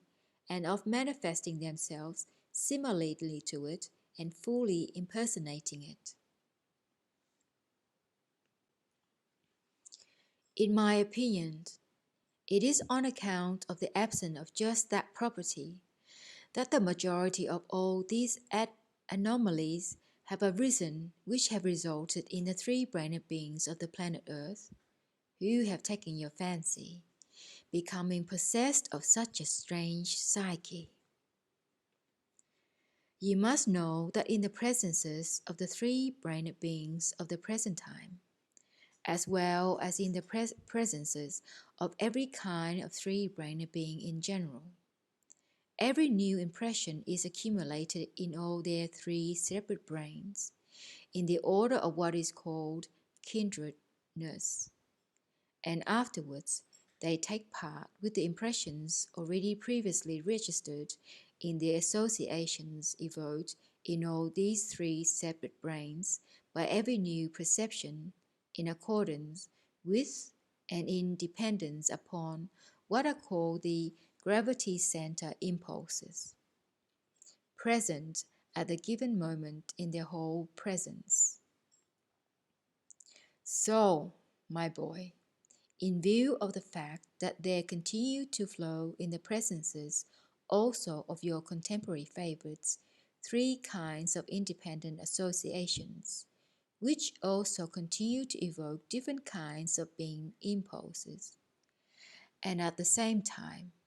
that they have already entirely ceased the conscious actualization in their presences of all those cosmic results by means of which alone the mentioned being property can be acquired in three-brained beings, then, in consequence, the common presence of each of your contemporary favorites during the process of his existence consists, as I have already told you, as it were, of three quite separate personalities. Three personalities which have and can have nothing in common with each other, either in respect of the nature of their arising or in respect of their manifestations. Hence, it is that there just proceeds in them that particularity of their common presence, which is that with one part of their essence they always intend to wish one thing. At the same time, with another part they definitely wish something else. And thanks to the third part, they already do something quite to the contrary. In short, what happens in their psyche is just what our dear teacher Mullah Nasser Adam defines by the word a mix-up. Concerning the demonstration of the Babylonian learned beings of that time, belonging to the group of the mysterious, I must add that in the course of the action, the number of the participants gradually increased by their other colleagues, also dependently on various voluntary associative happenings. And besides all this, every participant thus engaged in the fulfillment of the perceptions and accurate automatic manifestations that happened to be connected with him and were proper to a personality of a type quite foreign to him had, at the same time that he was fulfilling that role, to give himself time,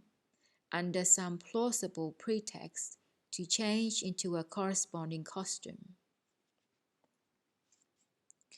And they changed their costume in order to manifest themselves more clearly and more strikingly in the fulfillment of the roles they assumed,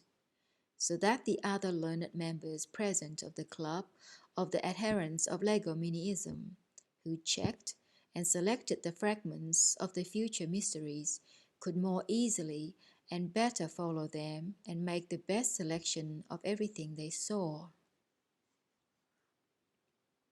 On Sundays, namely, on the days consecrated to music and singing, the learned beings belonging to this group first produce on various sound-producing instruments, and also with their voices, every kind of what is called melody, and then explain to all the other learned beings how they indicate in these works of theirs whatever they wished. They also had it in view to implant these works of theirs in the custom of various peoples, calculating that these melodies they created, passing from generation to generation, would reach men of remote generations who, having deciphered them, would discover the knowledge put into them, and that had already been attained on the earth, and would also use it for the benefit of their ordinary existence. For your understanding of how the learned beings there of that group make their indications in the musical and vocal productions of theirs, I must first explain to you about certain special particularities of the perceptive organ of hearing in the common presences of every kind of being. Among the number of these special particularities is the property called vibroecho-nitanko. You must know that those parts of the brains of beings which objective science calls hodistomaticles, and certain of which on your planet the terrestrial learned physicians call nerve-brain ganglia, are formed of what are called Nirioonossian-crystallized-vibrations, which in general arise in the completed formation of every being as a result of the process of all kinds of perceptions of their organs of hearing. And later on, these holodystomaticles, functioning from the reaction upon them of similar but not yet crystallized vibrations, evoke in the corresponding region which is subject to the given brain the said vibroecho-nitanko, or, as it is sometimes called, remorse. In accordance with the foresight of great nature, these said hodismotaticles serve in the presences of beings as real factors for assisting the arising of the processes of association at those moments,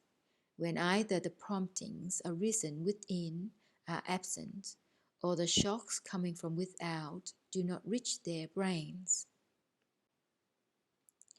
And the as yet non-crystallized Nirioonossian-vibrations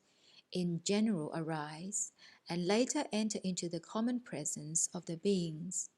either by means of what are called the vocal cords of every kind of being, or by means of certain artificial sound-producing instruments which the beings have invented. When these vibrations, arisen from the said sources, enter the presences of the beings, they touch the hodistomaticles of one or another brain. Then, according to the general functioning of the whole being, they produce the said process of vibroecho-nitanko. The second particularity of the functioning of the perceptive organ of hearing is that in general, by the action of vibrations obtained from the sequence of sounds of every kind of melody, the association is usually evoked in the presences of the beings in one or another of the three brains, just in that brain in which, at the given moment what is called the momentum of what was experienced is increasing more intensely, and the sequence of the impulses evoked for experiencing usually proceeds in an automatic order. The learned musicians and singers then in the city of Babylon combine their melodies in such ways that the sequence of the vibrations of the sounds should evoke in the beings of sequence of associations, and therefore also impulses for experiencing, not in the usual automatic order, that is to say, so that the sequence of vibrations on entering into the common presence of the beings should evoke the vibroecho-nitanko in the lodistomarticulus, not of just one brain, as it usually proceeds, according to which brain at the given moment the associations predominate, but should evoke it now in one brain, now in another, and now in the third. Thus, they also provided for the quality, or, as they themselves would say, the numbers of the vibrations of the sounds which would affect one or another brain. This latter, namely, from which vibrations, in which brain of the beings, which data are formed, and for which new perceptions these data might be what are called determinants of new resultants, they were also already quite familiar with. Owing to these sequences of sounds which they combined simultaneously in the presences of beings, different kinds of impulses arose, which evoked various quite opposite sensations. And these sensations in their turn produced unusual experiencings in them, and reflex movements not proper to them. And truly, my boy,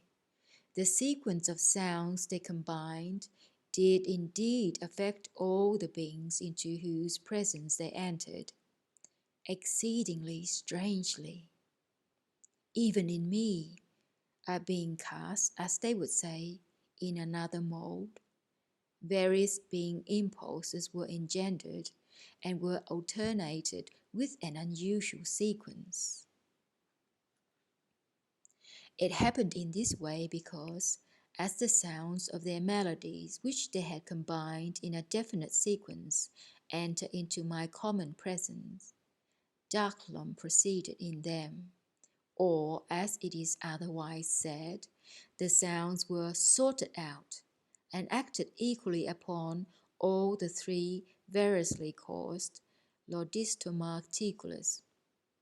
with the consequence that the associations proceeding in me in the three independent brains,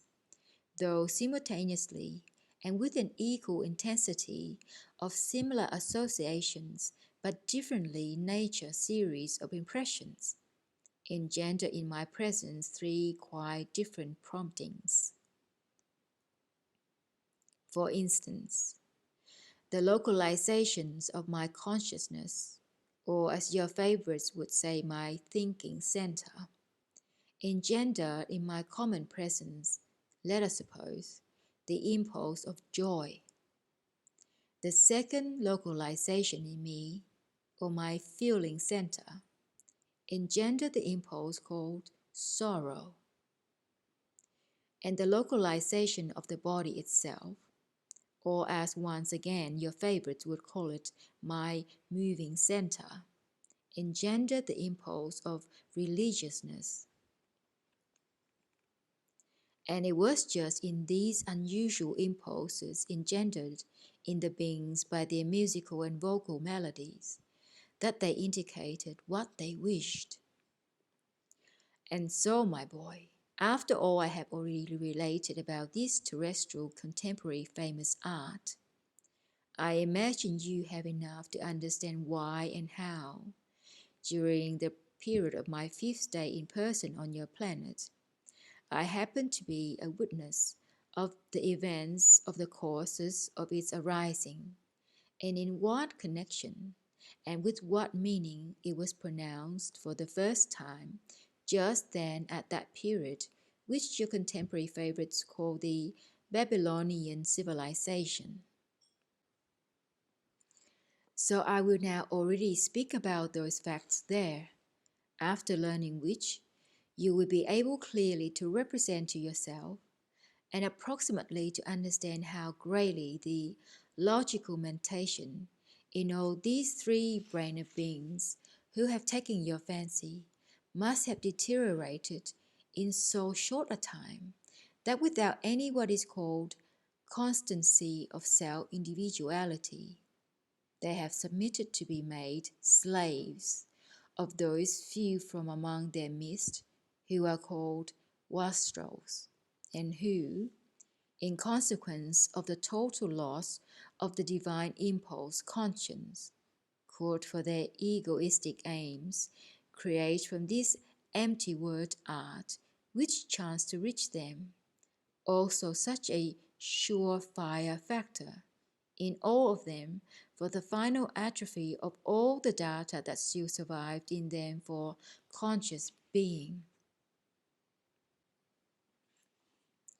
When, during the period of my sixth and last stay there in person, I heard everywhere about this contemporary art of theirs and came in contact with its results, and when I made clear to myself just what it was all about, then, having recalled my Babylonian friends of that time, and about their good intentions toward their remote descendants, I made clear to myself more in detail,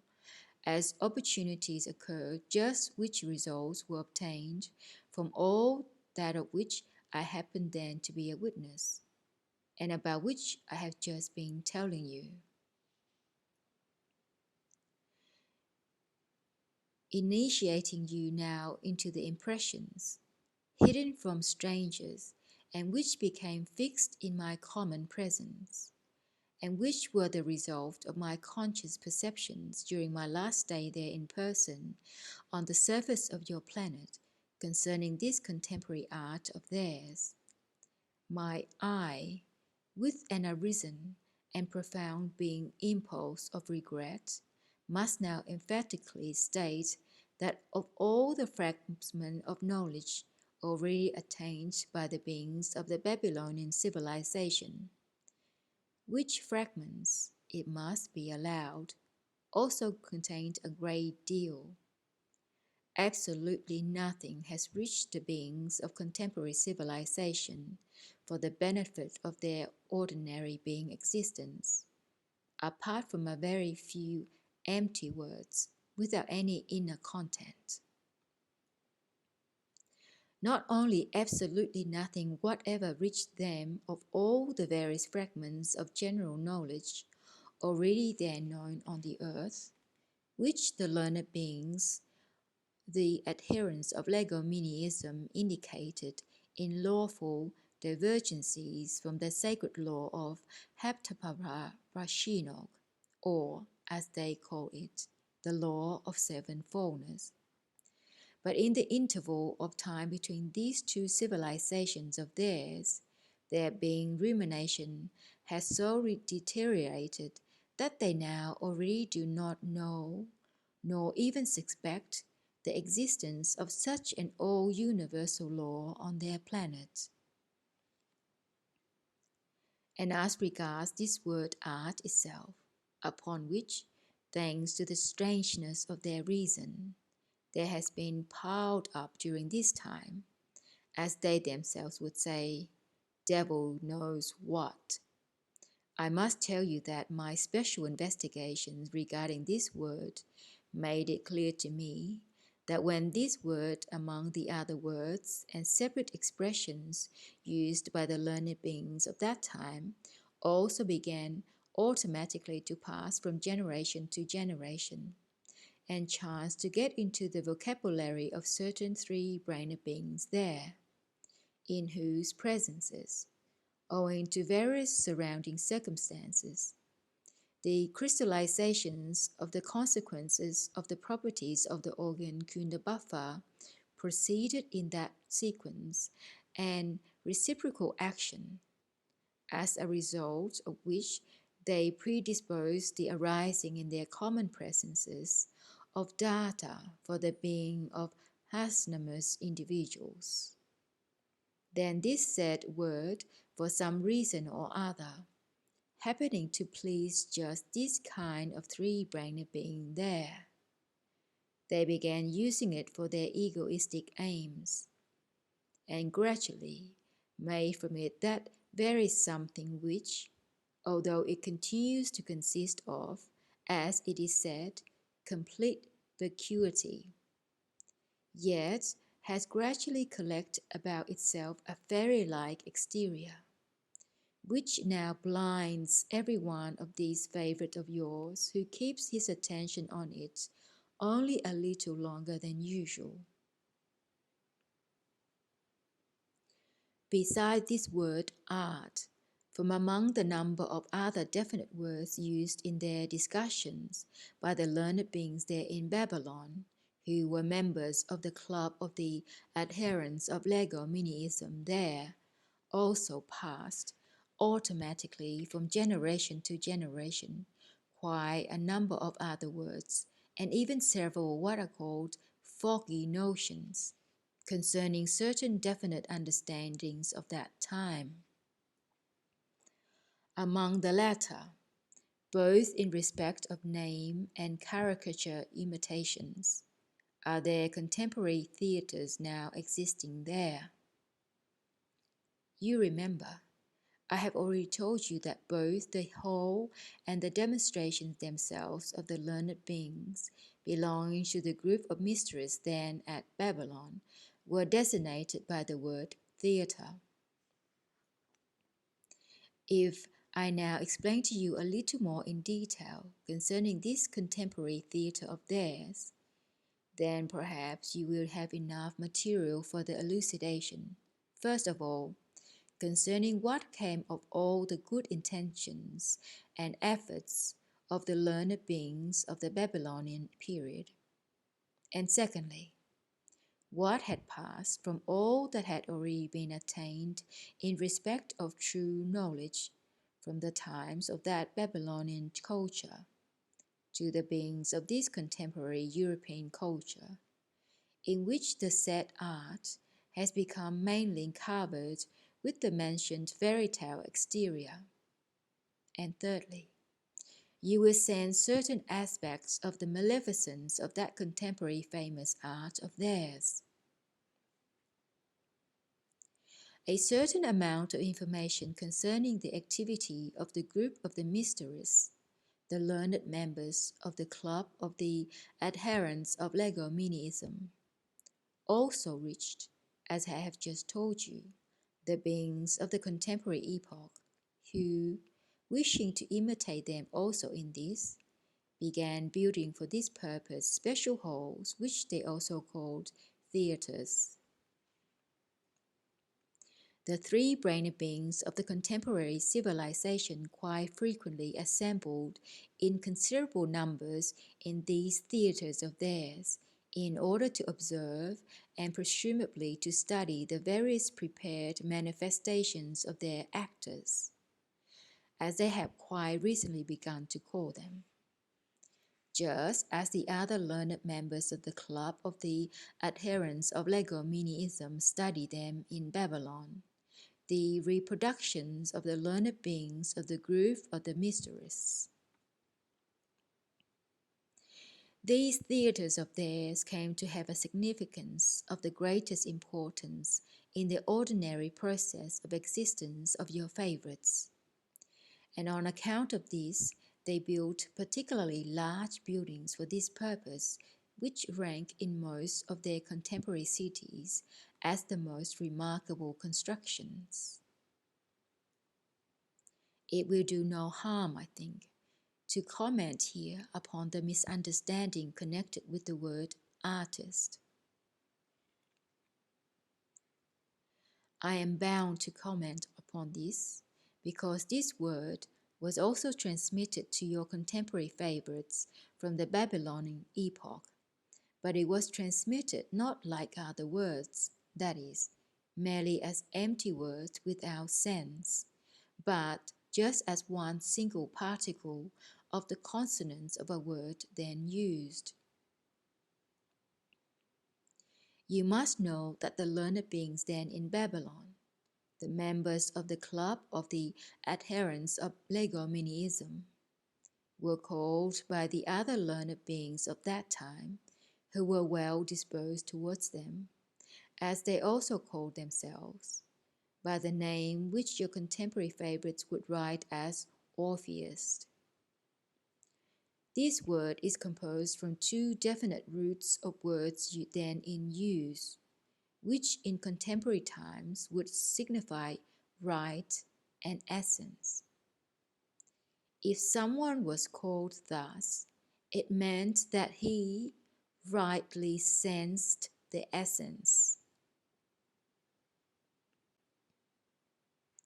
After the Babylonian period,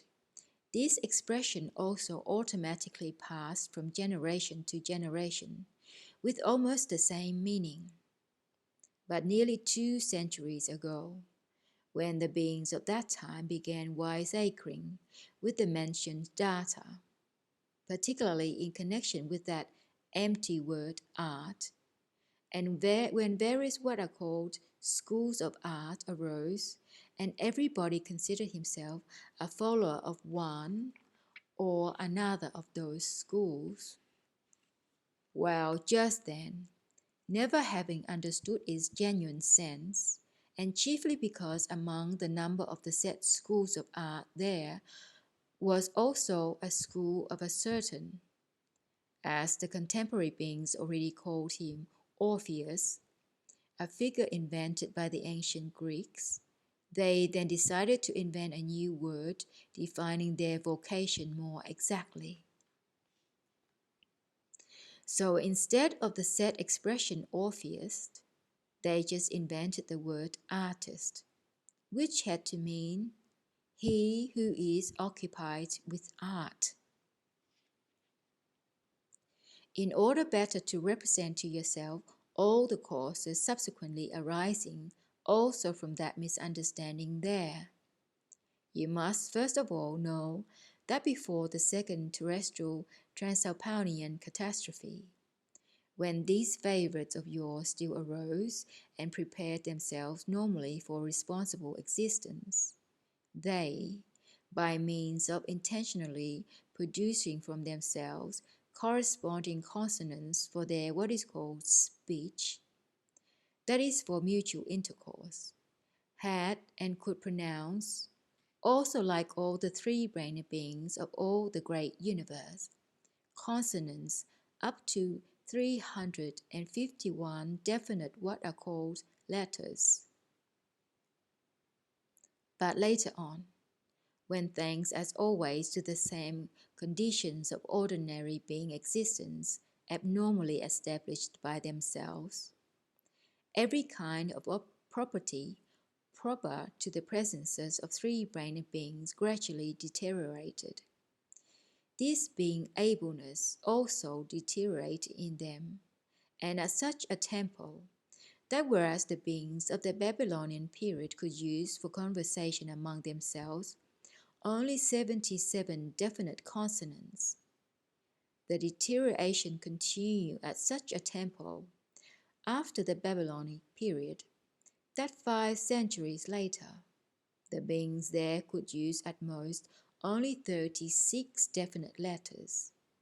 and the beings of certain communities could not reproduce even this number of separate articulate sounds.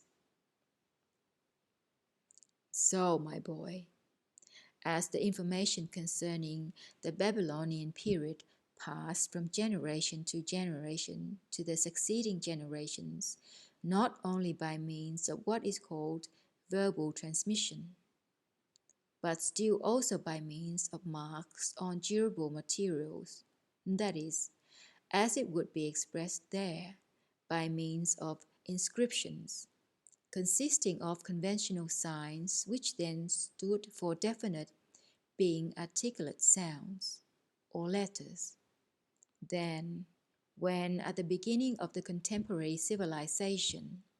certain beings there began to decipher them from a bit here and a bit there,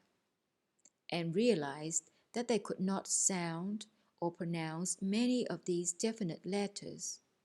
they then invented what is called a written compromise. This mentioned written compromise was that instead of the signs or letters which they could not pronounce, although they understood the sense of this pronunciation, they decided to employ a slightly similar letter of their alphabet at the time. And in order that everybody should understand that it was not that letter but quite another, they always wrote by its side a letter of the ancient Romans, now existing but already meaningless, called in English H, and among the contemporary French H. From then on, all the other of your favorites began doing the same. They added to each of these suspicious letters this Roman inheritance. When this written compromise was invented, they had about 25 of these suspicious letters, but in the course of time, as their ableness to pronounce deteriorated with the increase of their wiseacring, the number of the letters they specially invented for such a being ableness diminished, and by the time the word artist was invented, they had already only 8 of these letters, and in front of this notorious H, they wrote letters, partly ancient Greek and partly ancient Latin, which they indicated in the following way: T, P, G, Ch, Sh, K, D, N, O. The basis they had for the arising of such a misunderstanding there was the compromising sign per, and it was the basis because it appeared in the word by which the learned mysteries were designated, and also in the word which stood for a personality invented by the ancient Greeks, with whose name, as I have already said, one of the schools of art then existing had been connected.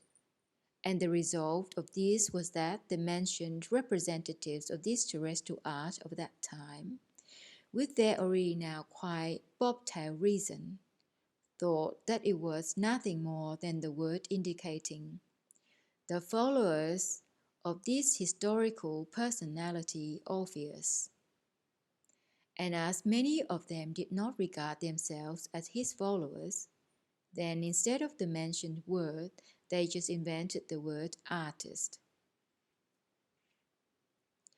As we have seen, not every inheritance of the ancient Romans turned out to be maleficent for the beings of subsequent generations. But in the given case, this little letter H of theirs has been even an inspiring factor for engendering that being ableness in the presences of such beings of subsequent generations to whom it became already definitely proper to have no initiative or ableness of their own, and they wished and succeeded in substituting for the already long existing definite expression Orpheus the new word artist. Here it is important to inform you concerning a great strangeness there in respect of the mentioned gradual atrophy in the presences of the 3 brainer beings of this planet of such a being ableness as the capacity to reproduce the consonants required for verbal intercourse. The point is that the tempo of the deterioration of this being capacity does not proceed in the common presences of beings in the psychic and organic functioning of their planetary bodies in every one, in every generation, uniformly. But it alternates, as it were, at different times and on different parts of the surface of this planet, affecting at one time more the psychic and at another time the organic part of the functioning of the planetary body. A very good elucidating example of what I have just said is afforded by the sensations of the taste and the capacity to pronounce those two definite consonants or those letters known there at the present time and used among almost all the contemporary beings who breed on all parts of the surface of your planet, and which passed to them through the ancient Greeks from the times long past. The said two letters were called by the ancient Greeks theta and delta. Here it is interesting to notice that your favorites of very ancient times specially used just these two letters for giving distinct names to two quite opposite meanings. Namely, they used the letter theta in words which expressed ideas relating to the notion of good, and the second letter, delta, they used in words relating to the notion of evil. As, for example, theos, that is God, and daimonian, that is demon. The notion and taste of the consonants of both these letters passed to all the beings of the contemporary civilization. But both these different letters, having entirely different essences, they, for some reason or other, indicated by means of one and the same sign, namely the sign T. For instance, the beings of the contemporary community called Russia, however hard they try, cannot pronounce these set two letters at all. Yet, nevertheless, they very definitely sense their difference. And whenever they have to use these letters in words with definite notions, then although the letters they pronounce do not correspond at all, yet they correctly use their difference and do not use one letter for the other. On the other hand, the beings of the contemporary community called England still pronounce each separate letter almost as the ancient Greeks pronounced it, but while doing so sense no difference in them, and without the least embarrassment employ, for words of entirely opposite meanings, one and the same conventional sign in the form of their famous T. For instance, when beings of the contemporary England utter their favorite and frequently used expression, thank you, they can clearly hear the ancient letter theta, and when they pronounce the word they like no less, and also frequently use the word there, you hear quite distinctly and definitely the ancient letter delta, but all the same, for both these letters they use without any what is called remorse the same universally paradoxical T. However, I think I've talked enough about terrestrial philology. We had better continue to clear up first the causes why it has been customary among your contemporary favorites to have such theatres everywhere, and afterwards what their contemporary actors do in these theatres, and how they manifest themselves there. As regards the question why it became the custom among them to assemble, often in considerable groups, in these theatres of theirs, it was, in my opinion, because these contemporary theatres of theirs, and all that goes on in them, happen to correspond very well to the abnormally formed common presences of most of these contemporary three-brained beings, in whom there had been already finally lost the need, proper to three-brained beings, to actualize their own initiative in everything, and who exist only according to chance shocks from outside or to the promptings of the consequences crystallized in them of one or other of the properties of the organ Kunabuffa. From the very beginning of the arising of those theatres of theirs, they assembled and now assemble in them for the purpose of watching and studying the reproductions of their contemporary actors. No, they assemble only for the satisfaction of one of the consequences of the properties of the organ Kundabuffa,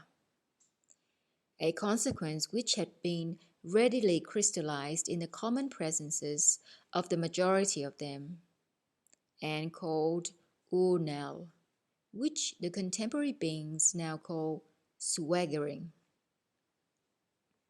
You must know that thanks to the mentioned consequences of the properties of the organ Kundabuffa, most of the contemporary beings acquire in their presence a very strange need to evoke the expression in others of the being impulse called astonishment regarding themselves, or even simply to notice it on the faces of those around. The strangeness of this need of theirs is that they get satisfaction from the manifestation of astonishment on the part of others regarding their appearance, which exactly conforms with the demands of what are called fashions. That is to say, with just that maleficent custom of theirs, which began there since the Ticklemish civilization, and which has now become one of those being factors which automatically gives them neither the time nor the possibility to see or sense reality. This maleficent custom for them is that they periodically change the external form of what is called the covering of their nullity. Here, by the way, it is interesting to note that it has gradually become the rule in the general process of the ordinary existence of these three-brained beings who have taken your fancy, that the changes of the appearance of the mentioned covering are governed by such beings there of both sexes as have already become worthy to become candidates for Hasnamus individuals. In this respect, the contemporary theatres turned out to be corresponding for your favorites, because it is very convenient and easy for them to show off, as they like to say, their chic coiffures or the specially tight knot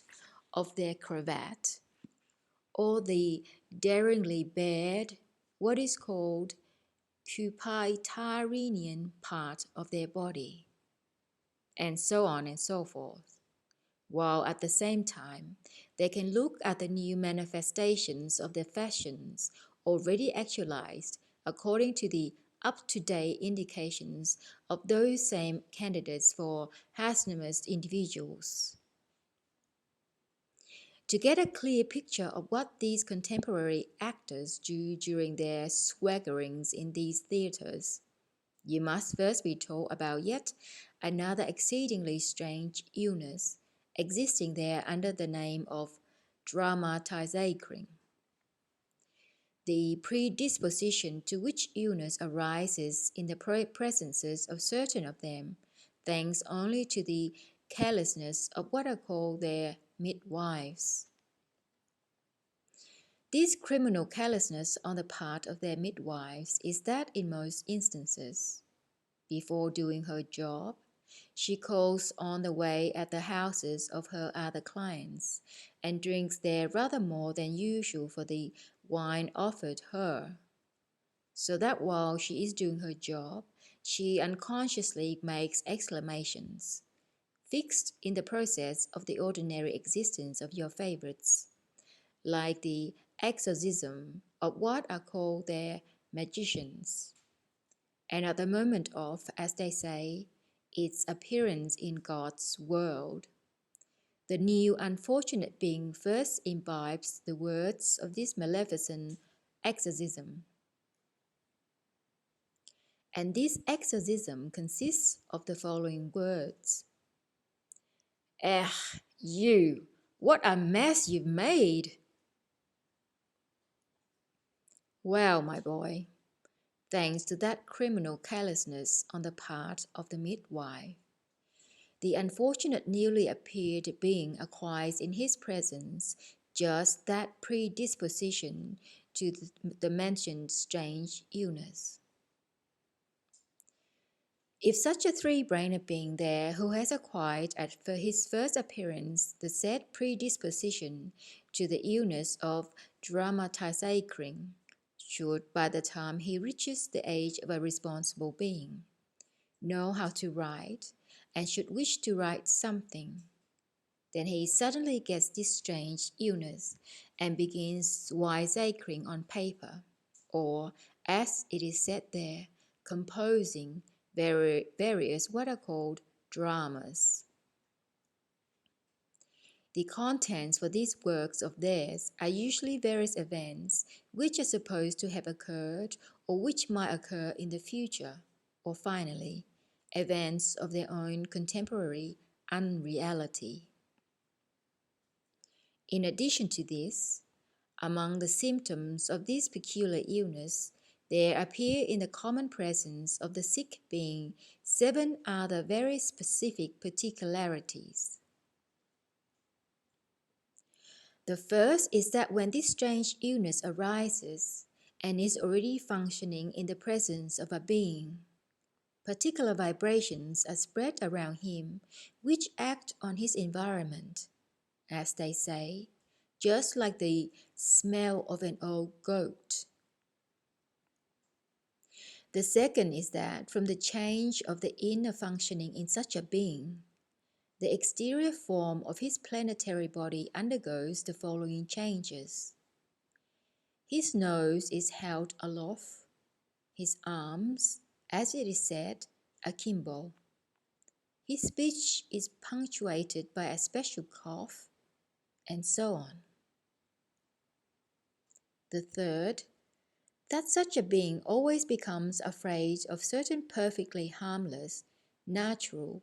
or artificial formations, as for instance, what are called mice, hands clenched in a fist, the wife of the chief stage manager of the theatre, the pimple on his nose, the left slipper of his own wife, and many other formations outside of himself. The fourth particularity makes him lose entirely all capacity for understanding the psyche of the surrounding beings similar to himself. The fifth, that inwardly, and also in his manifestations, he criticizes everybody and everything not connected with him himself. The sixth, that the data for the perception of anything objective are more atrophied in him than in all other terrestrial three-brained beings. And the seventh and last particularity is that there arise in him what are called hemorrhoids, which, by the way, is the sole thing that he carries with modesty. It usually then further happens there that if the sick being has an uncle who is a member of one or other of their parliaments, or if he himself gets acquainted with the widow of a former businessman,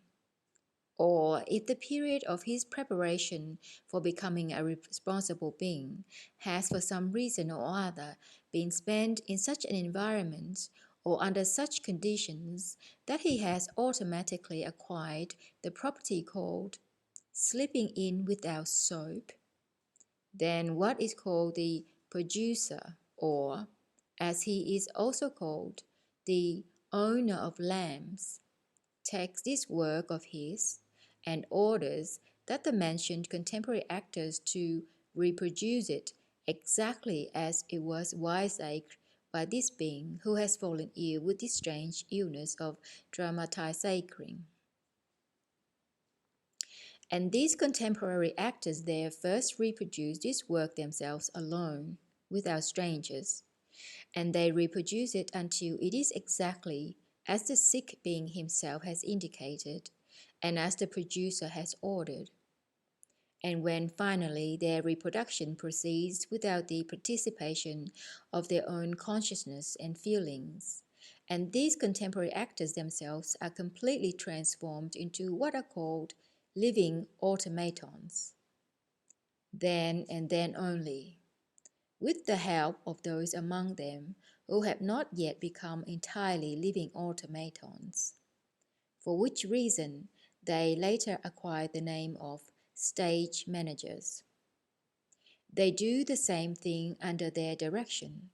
but already now in the presence of other ordinary beings assembled in these contemporary theatres. Thus you can now, from all I have just said, easily conclude that, besides many definitely maleficent consequences which I shall soon touch upon in detail, these theatres cannot, of course, provide anything for that lofty aim which the Babylonian learned beings then had in view when they created for the first time such a form of conscious reproduction of perceptions and of the associative reactions to them of other beings similar to themselves. All the same, it must be admitted that from their theatres and from these contemporary actors of theirs, they obtained, of course accidentally, for the processes of their ordinary being existence, one not bad result. To understand in what this not bad result consists, I have first to explain another particularity which becomes proper to the common presence of beings who arise according to the principle of Chiclanos. In accordance with this principle, the forming in the presence of such beings of energy necessary for what is called their waking state depends on the quality of the associations which proceed in their common presence during their complete passivity, or as those favorites of yours say, during sleep, and vice versa. That energy necessary for the productiveness of this said sleep is formed in its turn also from the associative process proceeding in them during their waking state, which is dependent on the quality or intensity of their activity. And this began to apply also to these terrestrial three-brained beings from the time when, as I have already once told you, great nature was compelled to substitute for the Ooissapagaoomnian principle unto them proper to their presences,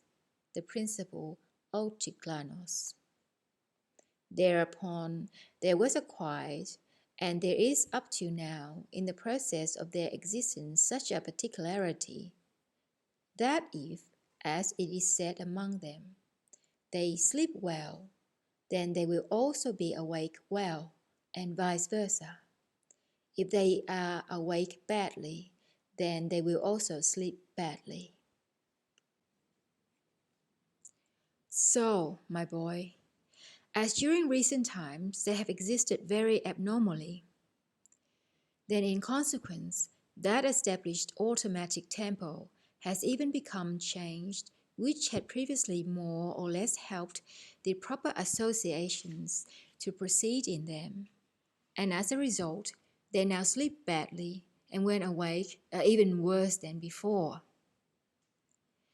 and why these contemporary theatres of theirs, with their contemporary actors, have become useful for improving the quality of their sleep was due to the following circumstances. After the need to actualize being-Partkdolg-duty in themselves had entirely disappeared from the presences of most of them, and every kind of association of unavoidably perceived shocks began to proceed in the process of their waking state only from several already automatized what are called series of former imprints, consisting of endlessly repeated what are called impressions experienced long ago. There then began to disappear in them, and still continues to disappear, even the instinctive need to perceive every kind of new shock vital for three-brained beings, and which issue either from their inner separate spiritualized being parts, or from the corresponding perceptions coming from without for conscious associations. For just those being associations upon which depends the intensity in the presences of beings of the transformation of every kind of being energy. During the latter 3 centuries, the process itself of their existence has become such that, in the presences of most of them, during their daily existence, those being confrontative associations almost no longer arise, which usually proceed in three-brained beings thanks to every kind of new perception, and from which alone can data be crystallized in the common presences of three-brained beings for their own individuality. Well then, when your favorites, existing in such a manner in their daily life, go to these contemporary theatres and allow the senseless manipulations of these contemporary actors, and receive shocks one after the other from every kind of reminiscence already previously perceived,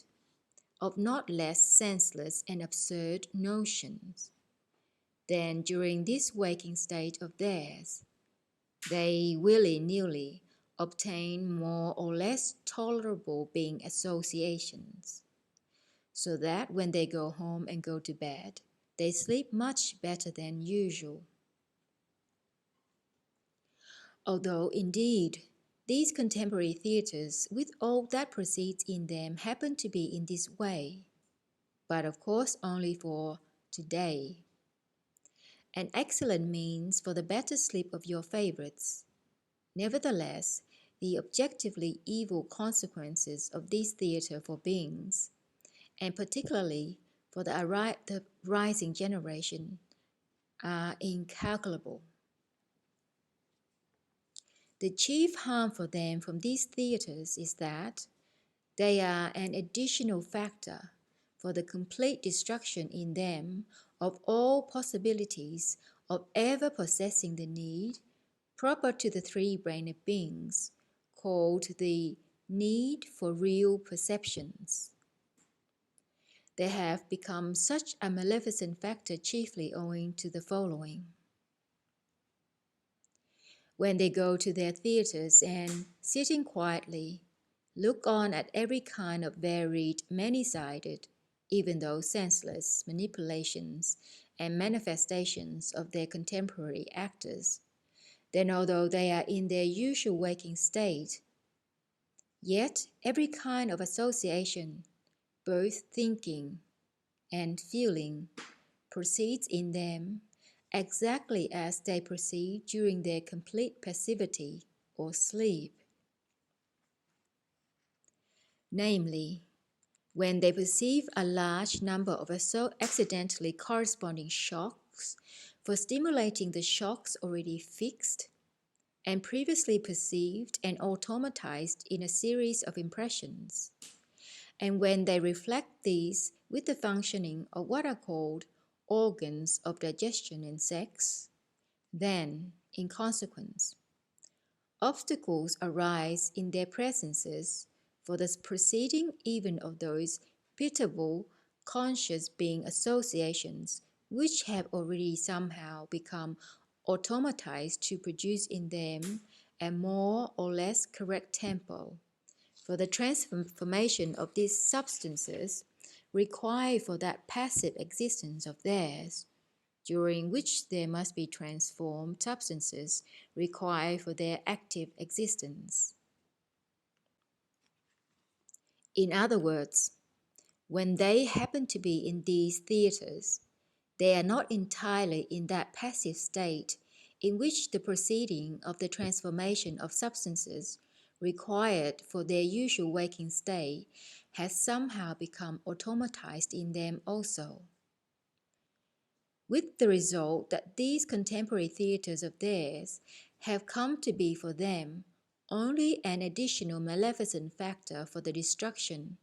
as I said, of the need for real perceptions. Among many other aspects of the maleficence of this contemporary art of theirs, one of the most obviously ignored, but for all the three-brained beings there, one of the very harmful in respect of the possibility of the acquisition of conscious what is called individual being, is the radiations of the representatives of contemporary art themselves. Although these maleficent radiations gradually become the lot or specific attribute of the representatives of all the branches of their art, yet my detailed physiochemical investigation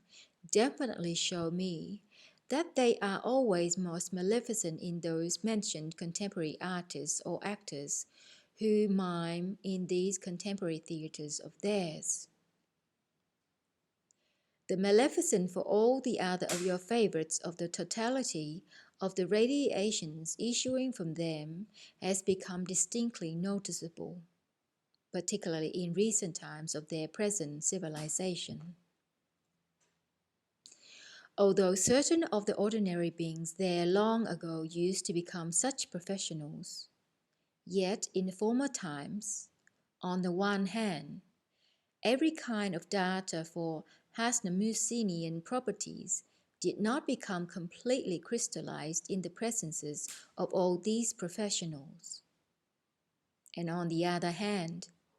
other of your favorites obviously instinctively felt the maleficent influence issuing from these professionals, and hence were on their guard and behaved towards them in a corresponding manner and very carefully. Namely, in former centuries, such artists or actors were everywhere relegated by other beings to the lowest caste and were regarded with contempt. And even at the present time there, in many communities, for instance in the continent Asia, it is not proper to shake hands with them, as one almost always does when meetings being similar to oneself.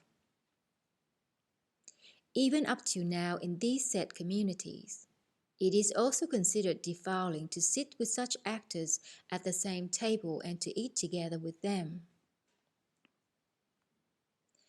But the contemporary beings of that continent, which at the present time is the chief place of what is called their cultured existence,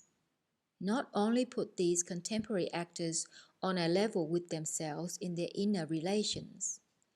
but even largely imitate their appearance, and at the present time do so pretty thoroughly. The custom of shaving the beard and moustache, now followed by all your favorites, is a very good example for confirming what I have just said. I must tell you that in past epochs, these terrestrial professional actors had always to go with shaved moustaches and beards during the ordinary process of their existence. They had to shave these expressors of masculinity and activity, first of all because, always playing the roles of other beings, They had often to change their appearance, and for this they not only had to put on their face a corresponding what is called paint, but also to wear wigs and false moustaches and beards, which they could not possibly do if they had their own beards and moustaches. And secondly, because the ordinary beings of former communities there, considering such acts as dirty and a harmful influence, and fearing to fail to recognize them if they chanced to meet them in ordinary conditions of existence, and of somehow touching them, they promulgated everywhere a severe law, that the beings of the profession of artists or actors have always to shave their moustaches and beards in order to be unmistakable for other beings. While explaining just now to you the cause of the arising of the custom of shaving moustaches and beards among actors there, I recall a very sensible what is called measure of justice of the three-brained beings of the epoch of the Chiclanomian Civilization, connected also with the shaving of the hair, but in this case with the hair growing on the heads of the beings there. A law was then established and strictly enforced that those petty criminals among them who, after trial and sentenced by 7 elderly beings of the given district, had been assigned to one of the 4 already previously established categories of immorality and crime, with which beings of all of what are called their prisons are now usually crowded, should for a definite term go about always and everywhere with one of the 4 corresponding sides of their heads shaved. And furthermore, any such convicted being was obliged to uncover his head whenever he met or spoke with others. It is interesting to note that there then also existed a law of the same kind about shaving the head in regard to the immoral behavior of women, and namely, in regard to women, a sentence existed and was also very strictly enforced in this instance by 7 elderly local women who had earned respect by their previous conduct. And the penal measures for women corresponded to the 4 manifestations which were then considered there for women as the greatest laxity and immorality. Namely, if all her neighbours noticed, and all the 7 mentioned elderly women confirmed it, that the given woman had behaved without due regard to and negligently towards her family duties, then according to the law, she had for a definite term to appear everywhere with painted lips. But if various women noticed that she had begun to manifest toward her children with a weakening of her maternal impulses, then under the same conditions, those around her condemned her to go about everywhere, also for a definite term, with the left half of her face made up and painted white and red. And a woman who attempted to violate her chief what is called wifely duty, that is, who deceived or who only tried to deceive her legal husband, or who attempted to destroy a new being conceived in her,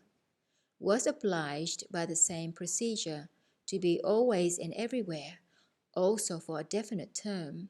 made up and painted white and red, this time over the whole of her face. At this point of the tales, Beelzebub was interrupted by Ahune with the following words. Your right reverence, all your explanations concerning terrestrial art and those 3 brained beings there who now practice it, and are so to say its representatives, and particularly your elucidations concerning the contemporary comedians there or actors, have suggested to me to use all the impressions fixed in my common presence which I took in during my last stay on the surface of this planet Earth, which has taken our dear Hassan's fancy, and to give him a good piece of very practical advice. Having said this, Ahun intended to look expectantly at the face of Beelzebub with his usual glance, that is, without blinking for a long time. But as soon as he had noticed his usual, though always sorrowful yet kind and indulgent smile, he, without waiting for the requested permission, and as if confused, at once turned this time to Hassan and spoke as follows. Who knows, maybe, our dear Hassan, you will indeed have to be on that planet Earth and to exist among those peculiar three-brained beings who have taken your fancy. And this time, again keeping the style and intonations of Beelzebub himself, he continued. It is just for this reason that I now wish to initiate you for any eventuality into the results of the various impressions which are involuntarily perceived concerning the resulting types as well as concerning the particularities of their manifestations of those said contemporary representatives of art there. You must know that those beings who are assumed to be the adepts of this contemporary art,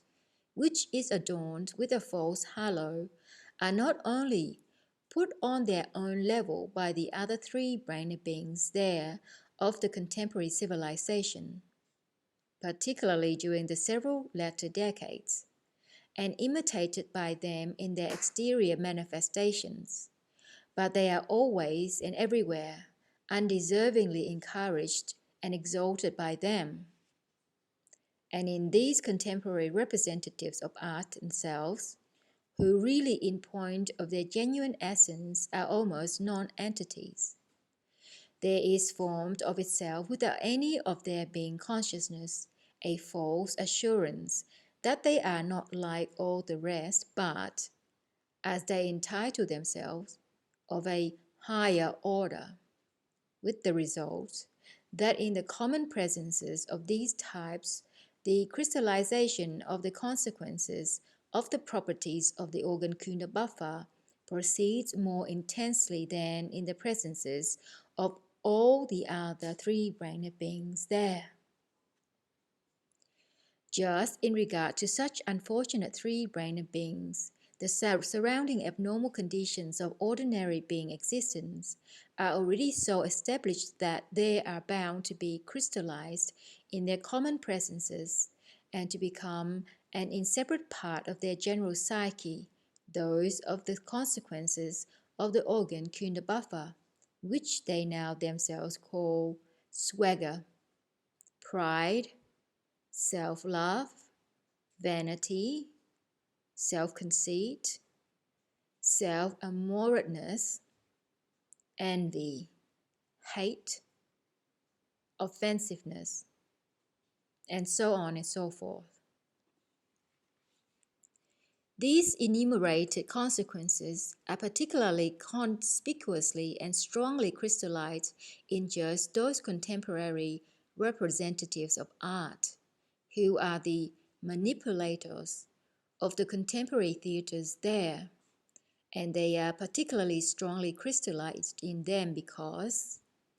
always performing the roles of being similar to themselves, whose being and significance in the process of their existence are ordinarily far superior to their own, and also, as I have already said, being themselves really almost non-entities, they, with their already wholly automatized reason, gradually acquire false notion about themselves. With such an already quite automatized consciousness and completely nonsensical feelings, they feel themselves to be immeasurably superior to what they really are.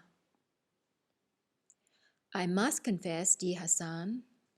that though during our earlier visit to the surface of that planet of yours, and also at the beginning of this last sojourn there,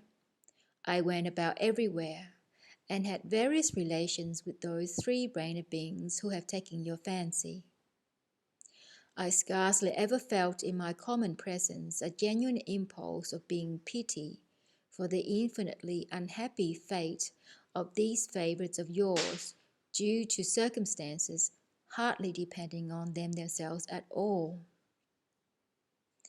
But when, towards the end of that sixth sojourn there,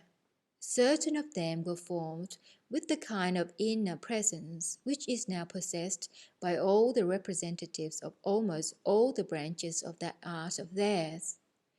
and when these newly arisen types, taking part in the process of ordinary being existence on the basis of equal rights with the other three-brained beings there,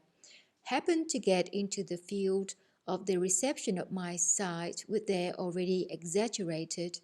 inner, abnormal, what is called being self-appreciation, then they served as a shock for the beginning of the arising in me of the impulse of pity, not only for them themselves, but also for all these unfortunate favourites of yours in general. Try now to give your attention not to all the three-brained beings in general, nor to the other representatives of their contemporary art, but just to those who have become and have acquired the title of artists and actors. Every one of them really being in respect of genuine essence almost what is called a non-entity. That is something utterly empty, but enveloped in a certain visibility. They have gradually acquired such an opinion of themselves, by means of favourite exclamations always and everywhere, repeated by them themselves, like genius, talent, gift, and still a number of other words empty also like themselves, that it is as if, among similar beings around them, only they have divine origin, only they are almost God. Now listen and try to transubstantiate for use at the proper time in the corresponding parts of your common presence my really very practical advice. This practical advice of mine is that, if for some reason or other you should have to exist, particularly in the near future, among the three-brained beings of that planet Earth which has taken your fancy. I say in the near future, because the presences of these three-brained beings who have taken your fancy and all the already fixed exterior conditions of their ordinary being existence frequently degenerate. And if you should have some work or other there, proper to every conscious three-brained being, which has its basis the aim of attaining welfare for surrounding beings, and the fulfillment of which depend partly on them themselves, then in whatever community of the contemporary civilization this may proceed, if you should have to meet in the interest of your work these contemporary terrestrial types in what are called their circles, you must never fail to be very, very careful, and take every kind of requisite measures to keep on good terms with them. Why you must be so careful towards just them, and in order that ye may in general better represent to yourself and understand from every aspect these terrestrial contemporary arisen types, I must without fail mention two further facts which became quite clear there. The first is that, owing as always to the same conditions of ordinary being existence, abnormally established there, and also to the existing illusory, inflated, and maleficent idea of their famous art, These representatives of art gradually become crowned, as I have already said, with an imaginary halo in the preconceived picturings and notions of other three-brained beings there, and thereby automatically acquire an undeserved authority, in consequence of which all the rest of your favorites always and in everything assume that any opinion they express is authoritative and beyond dispute. And the second fact is that these contemporary types who have recently arisen there acquired, as they are formed, a corresponding inner presence that permits them to become quite unconsciously on their part, just as easily somebody's slave as, thanks merely to chance exterior conditions, they can become his worst enemy. That is just why I advise you to be very, very careful not to make enemies among them, so as not to make a lot of trouble for yourself in the actualizing of your affairs. Well then, dear Hassan, the very demus of my advice to you is that if you should indeed have to exist among the beings of that planet Earth and have dealings with these representatives of contemporary art, then you must first of all know that you must never tell the truth to their face. Let fate spare you this. Any kind of truth makes them extremely indignant, and their animosity towards others almost always begins from such indignation. To such terrestrial types, you must always say to their face and only such things as may tickle those consequences of the properties of the organ kunda buffer, unfailingly crystallized in them, and which I have already enumerated, namely, envy, pride, self-love, vanity, lying, and so on. And the means of tickling which infallibly act on the psyche of these unfortunate favorites of yours are, as I've noticed during my stay there, the following. Suppose that the face of one of these representatives of art resembles the face of a crocodile. Then be sure to tell him that he is the image of a bird of paradise. If one of them is as stupid as a cork, say that he has the mind of Pythagoras. If his conduct in some business is obviously super idiotic, tell him that even the great cunning Lucifer could not have thought out anything better. Suppose that on his features you see signs that he has several terrestrial diseases from which he is progressively rotting day by day. Then, with an expression of astonishment on your face, ask him, "Do please tell me, what is your secret for always looking so fresh, like peaches and cream?" And so on. Only remember one thing, never tell the truth. Although you have to behave in this manner toward all the beings in general of this planet, it is particularly necessary to do so toward the representatives of all the branches of contemporary art. Having said this, Ahun, with the affectation of a Moscow suburban matchmaker at the marriage of her clients, or of the proprietress of a Parisian fashion workroom in what is called a high-life cafe, began rearranging the folds of his tail. And Hassan, looking at him with his usual sincerely grateful smile, said,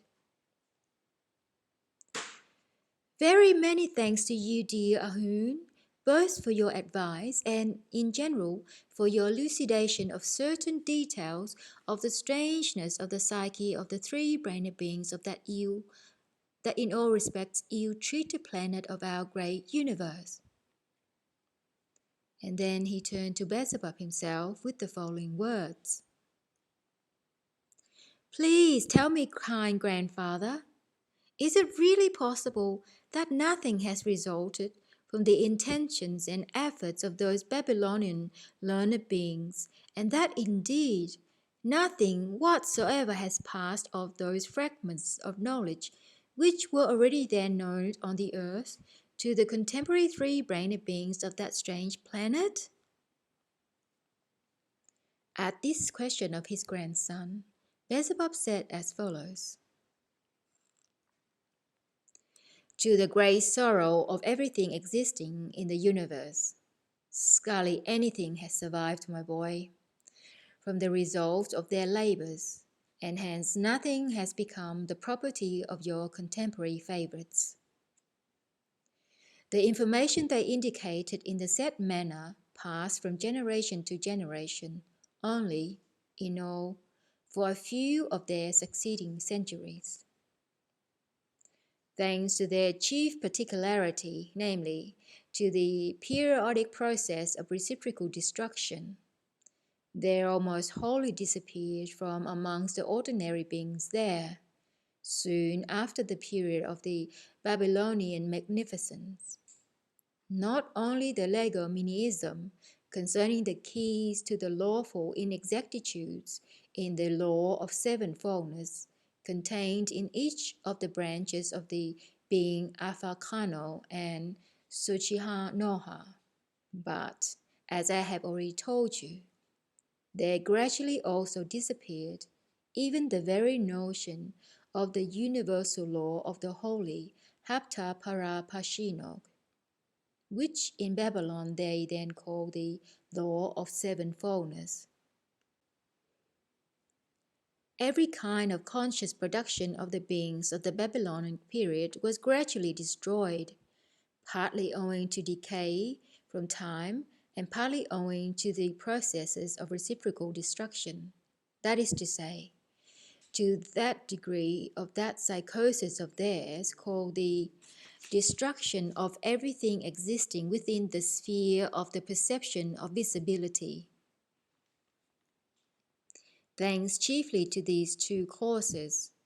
almost all the consciously actualized resolves of the learned beings of the Babylonian epoch gradually disappeared from the surface of that ill-fated planet, and at such a tempo that after 3 of their centuries, scarcely any of them were left. It must also be noticed that, thanks to the second mentioned cause, they also gradually diminished, and finally almost entirely ceased the employment of that new form, which had been established since Babylonian times, for the transmission of information and various fragments of knowledge to subsequent generations through the beings they called initiates of art. About the disappearance there of just that practice of certain beings becoming initiates of art, I know very well, because just before my departure forever from that planet, I had to elucidate this very carefully for another aim of mine. And for the purpose of making this clear, I even specially prepared a very good Ticlunia from among the beings there of the female sex, and made these elucidations of mine through her. Ticlunias were formerly called their Pythonoses, but contemporary ones are now called mediums. So then, I made it clear that there in most recent times only 4 of such beings, initiates of art, still remained by means of whose what is called immediate line of inheritance. The keys to the understanding of the ancient arts still continue to be transmitted, and this transmission by inheritance now proceeds there under very complex and arcane conditions. Of these 4 contemporary initiated beings, one comes from amongst those who are called red skins, who dwell on the continent America. Another from among the beings dwelling on what are called the Philippine Islands. The third from the beings of the continent Asia, from the country called the source of the river Pianji. And the fourth and last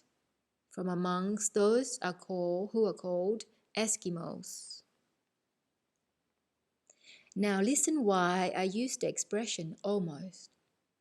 When I said that at the end of 3 of their centuries after the Babylonian period, there almost entirely ceased to exist every kind of conscious and automatic reproduction of the being Afalkalna and Soldjinoha. The point is that 2 branches of the conscious hand productions of the beings of the Babylonian period chanced upon favored conditions, and some of them passed from generation to generation, partly consciously and partly automatically on the part of the transmitting beings. One of the said 2 branches recently ceased to exist, but the other has even reached certain beings of contemporary times almost unchanged. This branch, which reached beings of contemporary times, is called their sacred dances.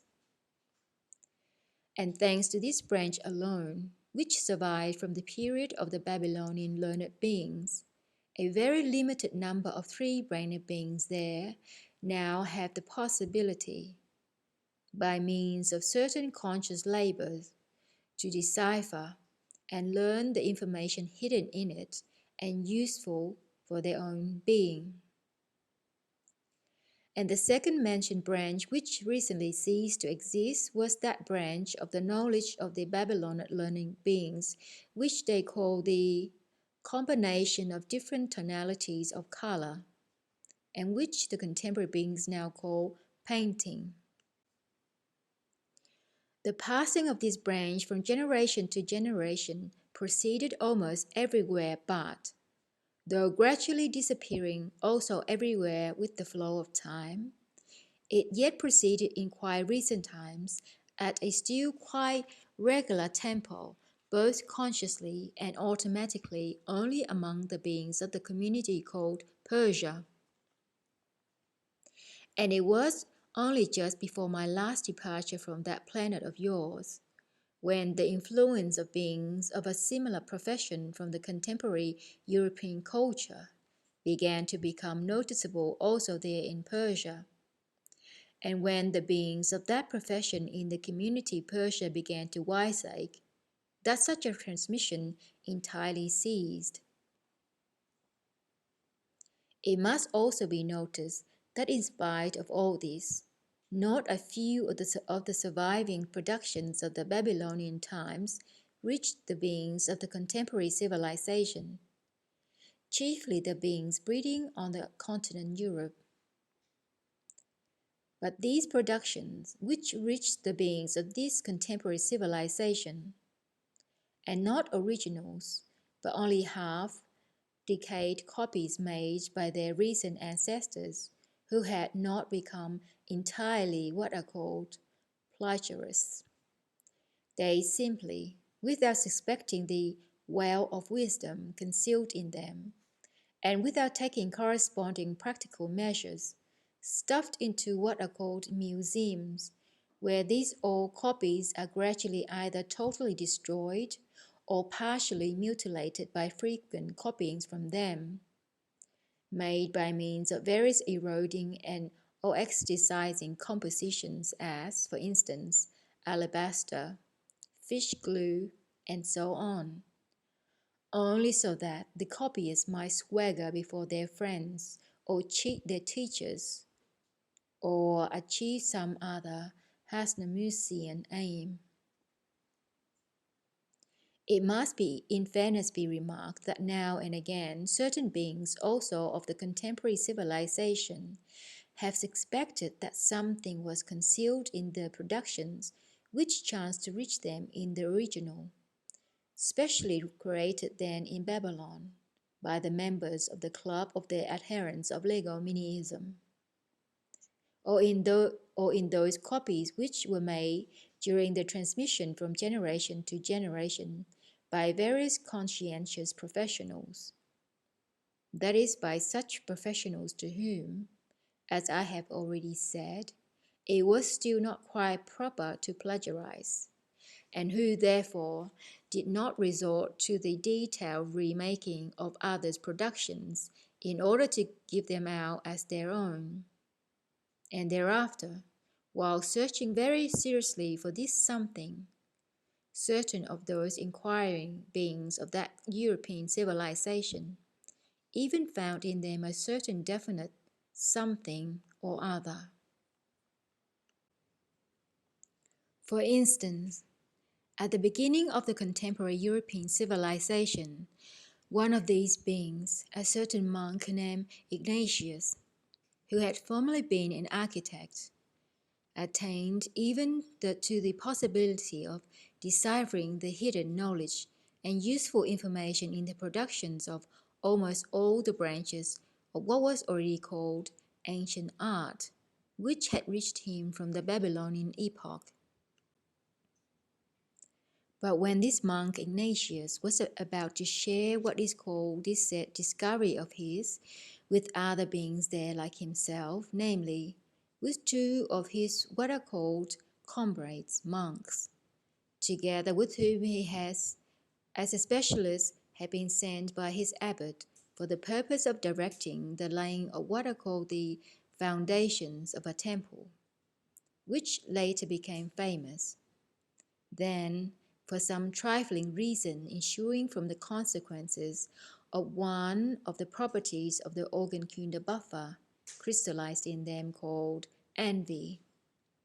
he was murdered while asleep,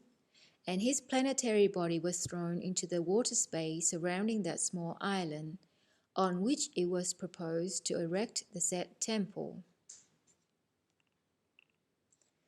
The said monk Ignatius arose and was formed for the being of a responsible being on the continent Europe. But when he reached the age of a responsible being, then with the aim of enriching himself with information concerning the profession which he had made the aim of his existence, namely, the profession there called architecture, he left for the continent of Africa. And just as it was who entered as a monk into the brotherhood which existed on that continent Africa, under the name of the Truth Seekers, and afterwards, when this brotherhood migrated to the continent Europe and increased, and when its brethren began to be called Benedictines, he himself was already an all the rights possessing brother of this said brotherhood. The temple I refer to exists there even up to now, and is called, it seems, Mont Saint-Michel. In this Europe, still several other inquiring beings noticed from time to time lawful inexactitudes in the works of various branches of art which had reached them from ancient times. But no sooner did they find the key to the understanding of these inexactitudes than their existence came to an end. Still one other, that is, another being from that continent Europe, also noticed them, and continuing to interest himself further and laboring perseveringly, he began fully to decipher the productions of almost all the branches of art.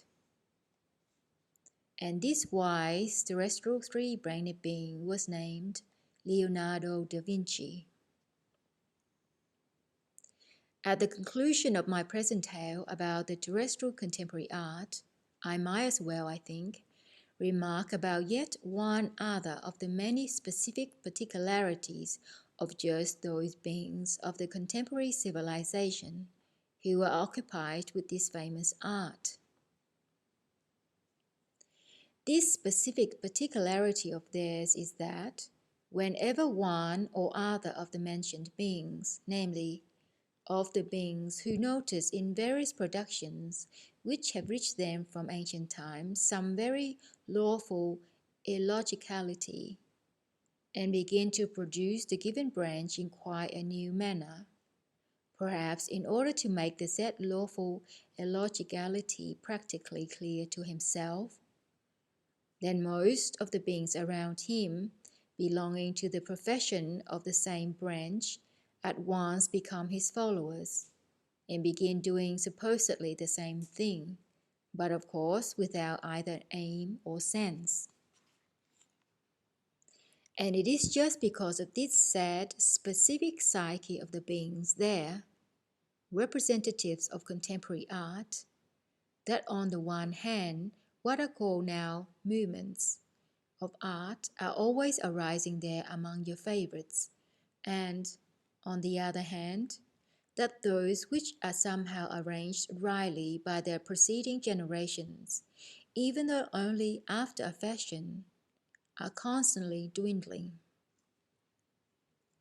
Although this proceeds among the representatives of all the branches of contemporary art, yet for some reason or other, it is the beings who are occupied in the branch they call painting who are most susceptible to it.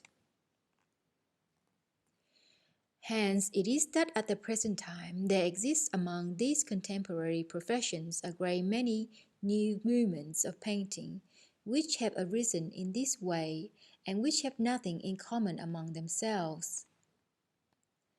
These new movements of painting are known there by the names of Cubism, Futurism, Syntheism, Imagism, Impressionism, Colorism, Formalism, Surrealism, and many other similar movements, whose names also end in ism. At this place in Beelzebub's tale, the hoofs of all the passengers of the trans-ship Karnak suddenly, as it were, radiated from themselves something phosphorescent. This meant that the ship Karnak was nearing the place of her destination, that is the planet Ravosrandandra. Hence, a bustling movement began among the passengers preparing to descend from the ship. Beelzebub, Hassan, and Ahun ended their conversation and hurriedly began to prepare themselves also. The phosphorescent gleaming of the hoofs was obtained because, concentrated in a particular proportion,